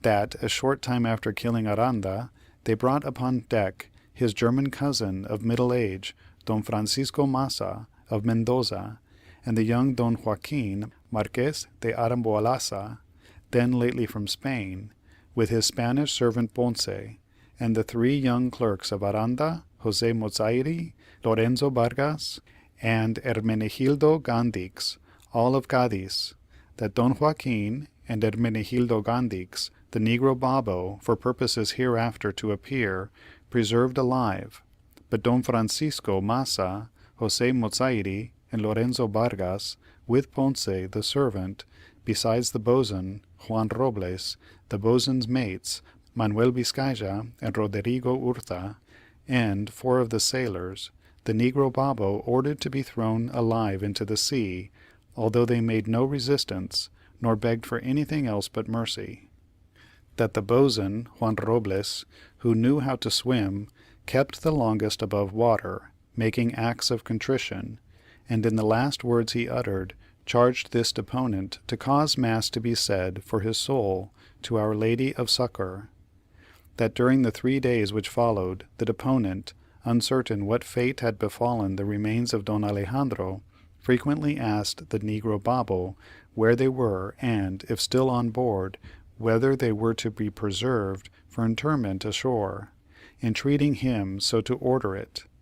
That the negro Babo answered nothing till the 4th day, when at sunrise the deponent coming on deck, the negro Babo showed him a skeleton, which had substituted for the ship's proper figurehead, the image of Christopher Colon, the discoverer of the New World. That the negro Babo asked him whose skeleton that was, and whether, from its whiteness, he should not think it a white's. That, upon his covering his face, the negro Babo, coming close, said words to this effect, quote, "Keep faith with the blacks from here to Senegal, or you shall in spirit, as now in body, follow your leader," end quote, pointing to the prow. That the same morning the negro Babo took by succession each Spaniard forward, and asked him whose skeleton that was, and whether, from its whiteness, he should not think it a white's. That each Spaniard covered his face. That then to each the negro Babo repeated the words in the first place said to the deponent. That they, the Spaniards, being then assembled aft, the negro Babo harangued them, saying that he had now done all, that the deponent, as navigator for the negroes, might pursue his course, warning him and all of them that they should, soul and body, go the way of Don Alejandro, if he saw them, the Spaniards, speak or plot anything against them, the negroes, a threat which was repeated every day. That, before the events last mentioned, they had tied the cook to throw him overboard, for it is not known what thing they heard him speak, but finally the negro Babo spared his life at the request of the deponent. That a few days after, the deponent, endeavoring not to omit any means to preserve the lives of the remaining whites, spoke to the negroes peace and tranquillity, and agreed to draw up a paper, signed by the deponent and the sailors who could write, as also by the negro Babo, for himself and all the blacks, in which the deponent obliged himself to carry them to Senegal, and they not to kill any more, and he formally to make over to them the ship, with a cargo, with which they were for that time satisfied and quieted. But the next day, the more surely to guard against the sailors' escape, the negro Babo commanded all the boats to be destroyed but the long boat, which was unseaworthy, and another, a cutter in good condition, which, knowing it would yet be wanted for lowering the water casks, he had it lowered down into the hold. Various particulars of the prolonged and perplexed navigation ensuing here follow, with incidents of a calamitous calm, from which portion one passage is extracted, to wit, that on the 5th day of the calm, all on board suffering much from the heat and want of water, and 5 having died in fits, and mad, the negroes became irritable, and for a chance gesture, which they deemed suspicious, though it was harmless, made by the mate Raneds to the deponent, in the act of handing a quadrant, they killed him, but that for this they afterwards were sorry, the mate being the only remaining navigator on board, except the deponent. That omitting other events, which daily happened, and which can only serve uselessly to recall past misfortunes and conflicts, after 73 days' navigation, reckoned from the time they sailed from Nasca, during which they navigated under a scanty allowance of water, and were afflicted with the calms before mentioned, they at last arrived at the island of Santa Maria, on the 17th of the month of August, at about 6 o'clock in the afternoon, at which hour they cast anchor very near the American ship, Bachelor's Delight, which lay in the same bay, commanded by the generous Captain Amasa Delano. But at 6 o'clock in the morning they had already descried the port, and the negroes became uneasy as soon as at a distance they saw the ship, not having expected to see one there. That the negro Babo pacified them, assuring them that no fear need be had, that straightway he ordered the figure on the bow to be covered with canvas, as for repairs, and had the decks a little set in order. That for a time the negro Babo and the negro Atufal conferred, that the negro Atufal was for sailing away, but the negro Babo would not, and by himself cast about what to do. That at last he came to the deponent, proposing to him to say and do all that the deponent declares to have said and done to the American captain. That the negro Babo warned him that if he varied in the least, or uttered any word, or gave any look that should give the least intimation of the past events or present state, he would instantly kill him, with all his companions, showing a dagger, which he carried hid, saying something which, as he understood it, meant that the dagger would be alert as his eye. That the negro Babo then announced the plan to all his companions, which pleased them. That he then, the better to disguise the truth, devised many expedients, in some of them uniting deceit and defense. That of this sort was the device of the 6 Ashantees before named, who were his bravos. That them he stationed on the break of the poop, as if to clean certain hatchets, in cases which were part of the cargo, but in reality to use them and distribute them at need, and at a given word he told them that among other devices was the device of presenting Atufal, his right-hand man, as chained, though in a moment the chains could be dropped. That in every particular he informed the deponent what part he was expected to enact in every device, and what story he was to tell on every occasion, always threatening him with instant death if he varied in the least.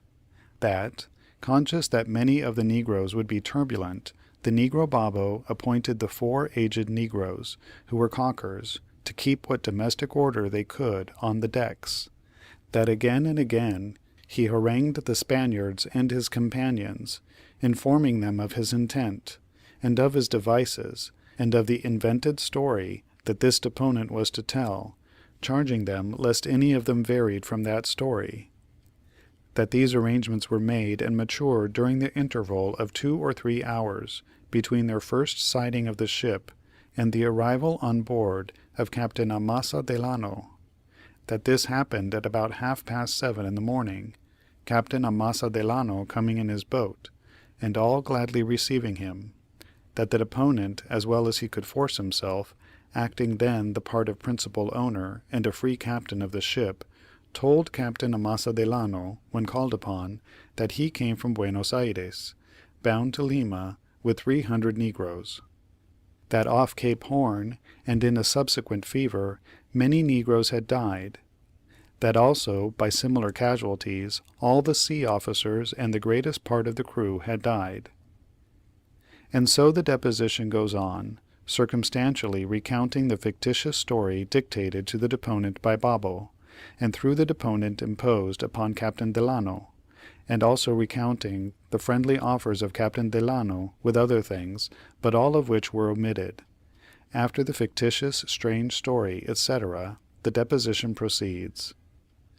That the generous Captain Amasa Delano remained on board all the day, till he left the ship anchored at 6 o'clock in the evening, deponent speaking to him always of his pretended misfortunes, under the forementioned principles, without having had it in his power to tell a single word, or give him the least hint, that he might know the truth and state of things. Because the negro Babo, performing the office of an officious servant, with all the appearance of submission of the humble slave, did not leave the deponent one moment. That this was in order to observe the deponent's actions and words, for the negro Babo understands well the Spanish. And besides, there were thereabouts some others who were constantly on the watch, and likewise understood the Spanish. That upon one occasion, while deponent was standing on the deck conversing with Amasa Delano, by a secret sign, the negro Babo drew him, the deponent, aside, the act appearing as if originating with the deponent. That then, he being drawn aside, the negro Babo proposed to him to gain from Amasa Delano full particulars about his ship, and crew, and arms. That the deponent asked, for what? That the negro Babo answered, he might conceive. That, grieved at the prospect of what might overtake the generous Captain Amasa Delano, the deponent at first refused to ask the desired questions, and used every argument to induce the negro Babo to give up this new design. That the negro Babo showed the point of his dagger. That, after the information had been obtained, the negro Babo again drew him aside, telling him that very night he, the deponent, would be captain of 2 ships instead of 1, for that, great part of the American ship's crew being to be absent fishing, the 6 Ashantees, without any one else, would easily take it. That at this time he said other things to the same purpose. That no entreaties availed. That before Amasa Delano's coming on board, no hint had been given touching the capture of the American ship. That to prevent this project the deponent was powerless. That in some things his memory is confused, he cannot distinctly recall every event. That as soon as they had cast anchor at 6 o'clock in the evening, as has before been stated, the American captain took leave to return to his vessel. That upon a sudden impulse, which the deponent believes to have come from God and his angels, he, after the farewell had been said, followed the generous Captain Amasa Delano as far as the gunwale, where he stayed, under the pretense of taking leave, until Amasa Delano should have been seated in his boat. That on shoving off, the deponent sprang from the gunwale into the boat, and fell into it, he knows not how, God guarding him. That here in the original follows the account of what further happened at the escape, and how the San Dominique was retaken, and of the passage to the coast, including in the recital many expressions of eternal gratitude to the generous Captain Amasa Delano. The deposition then proceeds, with recapitulatory remarks, and a partial remuneration of the negroes, making record of their individual part in the past events, with a view to furnishing, according to command of the court, the data whereon to found the criminal sentences to be pronounced. From this portion is the following: that he believes that all the negroes, though not in the first place knowing to the design of revolt, when it was accomplished, approved it. That the negro Jose, 18 years old, and in the personal service of Don Alejandro, was the one who communicated the information to the negro Babo, about the state of things in the cabin, before the revolt. That this is known, because in the preceding midnight he used to come from his berth, which was under his master's in the cabin, to the deck where the ringleader and his associates were, and had secret conversations with the negro Babo, in which he was several times seen by the mate. That one night the mate drove him away twice. That this same negro Jose was the one who, without being commanded to do so by the negro Babo, as Lecpe and Martinqui were, stabbed his master, Don Alejandro, after he had been dragged half lifeless to the deck; that the mulatto steward Francesco was of the first band of revolters; that he was, in all things, the creature and tool of the negro Babo; that to make his court, he, just before a repast in the cabin, proposed to the negro Babo poisoning a dish for the generous Captain Amasa Delano. This is known and believed, because the negroes have said it; but that the negro Babo, having another design, forbade Francesco; that the Ashantee Lecpe was one of the worst of them, for that, on the day the ship was retaken, he assisted in the defence of her, with a hatchet in each hand, with one of which he wounded in the breast the chief mate of Amasa Delano, in the first act of boarding. This all knew. That, in sight of the deponent, Lecpe struck, with a hatchet, Don Francisco Massa, when, by the negro Babo's orders, he was carrying him to throw him overboard alive. Beside participating in the murder, before mentioned, of Don Alejandro Aranda, and others of the cabin passengers, that owing to the fury with which the Ashantees fought in the engagement with the boats, but this Lecpe and John survived; that John was bad as Lecpe; that John was the man who, by Babo's command, willingly prepared the skeleton of Don Alejandro, in a way the negroes afterwards told the deponent, but which he, so long as reason is left him, can never divulge; that Jean and Lecpe were the two who, in a calm by night, riveted the skeleton to the bow. This also the negroes told him; that the negro Babo was he who traced the inscription below it; that the negro Babo was the plotter from first to last; he ordered every murder, and was the helm and keel of the revolt; that Atufal was his lieutenant in all; but Atufal with his own hand committed no murder, nor did the negro Babo; that Atufal was shot being killed in the fight with the boats ere boarding; that the negresses of age were knowing to the revolt, and testified themselves satisfied at the death of their master, Don Alejandro; that had the negroes not restrained them, they would have tortured to death, instead of simply killing, the Spaniards slain by command of the negro Babo; that the negresses used their utmost influence to have the deponent made away with; that in the various acts of murder they sang songs and danced, not gaily, but solemnly, and before the engagement with the boats, as well as during the action, they sang melancholy songs to the negroes, and that this melancholy tone was more inflaming than a different one would have been, and was so intended; that all this is believed, because the negroes have said it. That of the 36 men of the crew, exclusive of the passengers, all of whom are now dead, which the deponent had knowledge of, 6 only remained alive, with 4 cabin boys and ship boys, not included with the crew; that the negroes broke an arm of one of the cabin boys, and gave him strokes with hatchets. Then follow various random disclosures, referring to various periods of time.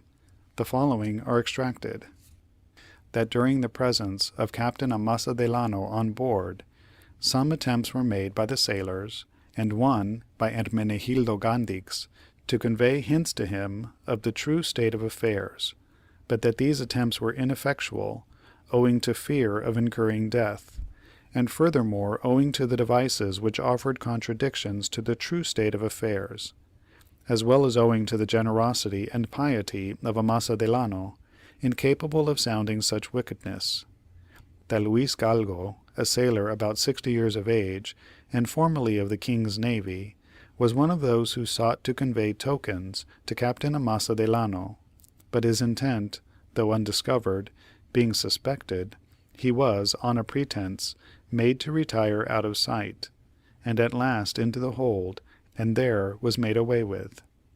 This the negroes have since said, that one of the ship boys, feeling, from Captain Amaso Delano's presence, some hopes of release, and not having enough prudence, dropped some chance word respecting his expectations, which being overheard and understood by a slave boy with whom he was eating at the time, The latter struck him on the head with a knife, inflicting a bad wound, but of which the boy is now healing. That likewise, not long before the ship was brought to anchor, one of the seamen, steering at the time, endangered himself by letting the blacks remark a certain unconscious hopeful expression in his countenance, arising from some cause similar to the above, but this sailor, by his heedful after conduct, escaped. That these statements are made to show the court that from the beginning to the end of the revolt, it was impossible for the deponent and his men to act otherwise than they did. That the third clerk, Hermenegildo Gandix, who before had been forced to live among the seamen, wearing a seaman's habit, and in all respects appearing to be one for the time, he, Gandix, was killed by a musket ball fired through a mistake from the American boats before boarding, having in his fright ran up the mizzen rigging, calling to the boats, "Don't board," lest upon their boarding the negroes should kill him, that this inducing the Americans to believe he some way favored the cause of the negroes, they fired 2 balls at him, so that he fell wounded from the rigging, and was drowned in the sea. That the young Don Joaquin, Marques de Aramboalaza, like Hermenegildo Gandix, the third clerk, was degraded to the office and appearance of a common seaman. That upon one occasion, when Don Joaquin shrank, the negro Babo commanded the Ashantee Lekbe to take tar and heat it, and pour it upon Don Joaquin's hands. That Don Joaquin was killed owing to another mistake of the Americans, but one impossible to be avoided, as upon the approach of the boats, Don Joaquin, with a hatchet tied edge out and upright to his hand, was made by the negroes to appear on the bulwarks, whereupon, seen with arms in his hands and in a questionable attitude, he was shot for a renegade seaman. That on the person of Don Joaquin was found secreted a jewel, which by papers that were discovered proved to have been meant for the shrine of Our Lady of Mercy in Lima. A votive offering beforehand prepared and guarded to attest his gratitude when he should have landed in Peru, his last destination, for the safe conclusion of his entire voyage from Spain. That the jewel, with the other effects of the late Don Joaquin, is in the custody of the brethren of the Hospital de Sacerdotes, awaiting the decision of the honorable court. That, owing to the condition of the deponent, as well as the haste in which the boats departed for the attack, the Americans were not forewarned that there were, among the apparent crew, a passenger and one of the clerks disguised by the negro Babo. That, besides the negroes killed in the action, some were killed after the capture and re-anchoring at night, when shackled to the ringbolts on the deck. That these deaths were committed by the sailors ere they could be prevented. That so soon as informed of it, Captain Amasa Delano used all his authority, and, in particular, with his own hand, struck down Martinez Gola, who, having found a razor in the pocket of an old jacket of his, which one of the shackled negroes had on, was aiming it at the negro's throat. That the noble Captain Amasa Delano also wrenched from the hand of Bartholomew Barlow a dagger secreted at the time of the massacre of the whites, with which he was in the act of stabbing a shackled negro, who the same day, with another negro, had thrown him down and jumped upon him.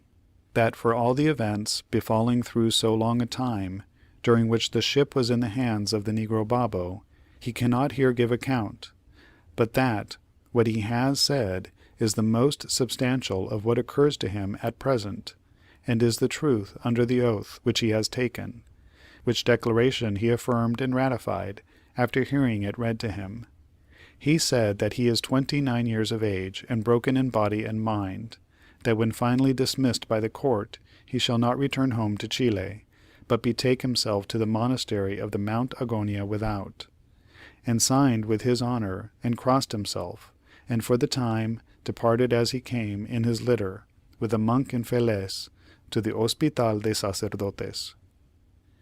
End of chapter 13. Chapter 14 of Benito Cereno. Conclusion. If the deposition of Benito Cereno has served as the key to fit into the lock of the complications which preceded it, then, as a vault whose door has been flung back, the San Dominic's hull lies open today. Hitherto the nature of this narrative, besides rendering the intricacies in the beginning unavoidable, has more or less required that many things, instead of being set down in the order of occurrence, should be retrospectively or irregularly given. This last is the case with the following passages, which will conclude the account. During the long, mild voyage to Lima, there was, as before hinted, a period during which Don Benito a little recovered his health, or, at least in some degree, his tranquillity. Ere the decided relapse which came, the two captains had many cordial conversations, their fraternal unreserve in singular contrast with former withdrawments. Again and again it was repeated how hard it had been to enact the part forced on the Spaniard by Babo. "Ah, my dear Don Amasa," Don Benito once said, "at those very times when you thought me so morose and ungrateful, nay, when, as you now admit, you half thought me plotting your murder, at those very times my heart was frozen. I could not look at you, thinking of what, both on board this ship and your own, hung from other hands over my kind benefactor. And, as God lives, Don Amasa, I know not whether desire for my own safety alone could have nerved me to that leap into your boat, had it not been for the thought that, did you, unenlightened, return to your ship, you, my best friend, with all who might be with you, stolen upon, that night, in your hammocks, would never in this world have wakened again. Do but think how you walked this deck, how you sat in this cabin, every inch of ground mined into honeycombs under you.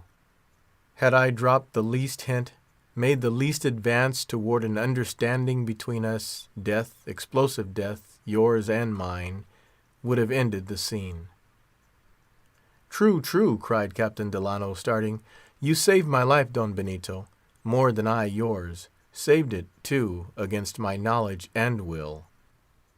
"Nay, my friend," rejoined the Spaniard, courteous even to the point of religion, "God charmed your life, but you saved mine. To think of some things you did, those smilings and chattings, rash pointings and gesturings. For less than these, they slew my mate, Reynolds, but you had the Prince of Heaven's safe conduct through all ambuscades." "Yes, all is owing to Providence, I know, but the temper of my mind that morning was more than commonly pleasant, while the sight of so much suffering, more apparent than real, added to my good nature, compassion, and charity, happily interweaving the three. Had it been otherwise, doubtless, as you hint, some of my interferences with the blacks might have ended unhappily enough. Besides that, those feelings I spoke of enabled me to get the better of momentary distrust, at times when acuteness might have cost me my life, without saving another's. Only at the end did my suspicions get the better of me, and you know how wide of the mark they then proved." "Wide, indeed," said Don Benito, sadly. "You were with me all day, stood with me, sat with me, talked with me, looked at me, ate with me, drank with me, and yet your last act was to clutch for a villain, not only an innocent man, but the most pitiable of all men. To such degree may malign machinations and deceptions impose. So far may even the best men err in judging the conduct of one with the recesses of whose condition he is not acquainted. But you were forced to it, and you were in time undeceived. Would that in both respects it was so ever, and with all men." "I think I understand you. You generalize, Don Benito, and mournfully enough. But the past is past. Why moralize upon it? Forget it. See, yon bright sun has forgotten it all, and the blue sea and the blue sky, these have turned over new leaves." "Because they have no memory," he dejectedly replied, "because they are not human." But these mild trades that now fan your cheek, Don Benito, do they not come with a human-like healing to you? Warm friends, steadfast friends, are the trades. With their steadfastness they but waft me to my tomb, Senor, was the foreboding response. You are saved, Don Benito, cried Captain Delano, more and more astonished and pained. You are saved. What has cast such a shadow upon you? The negro. There was silence, while the moody man sat, slowly and unconsciously gathering his mantle about him as if it were a pall. There was no more conversation that day. But if the Spaniard's melancholy sometimes ended in muteness upon topics like the above, there were others upon which he never spoke at all, on which, indeed, all his old reserves were piled. Pass over the worst, and only to elucidate, let an item or two of these be cited. The dress so precise and costly, worn by him on the day whose events have been narrated, had not willingly been put on; and that silver-mounted sword, apparent symbol of despotic command, was not, indeed, a sword, but the ghost of one. The scabbard, artificially stiffened, was empty.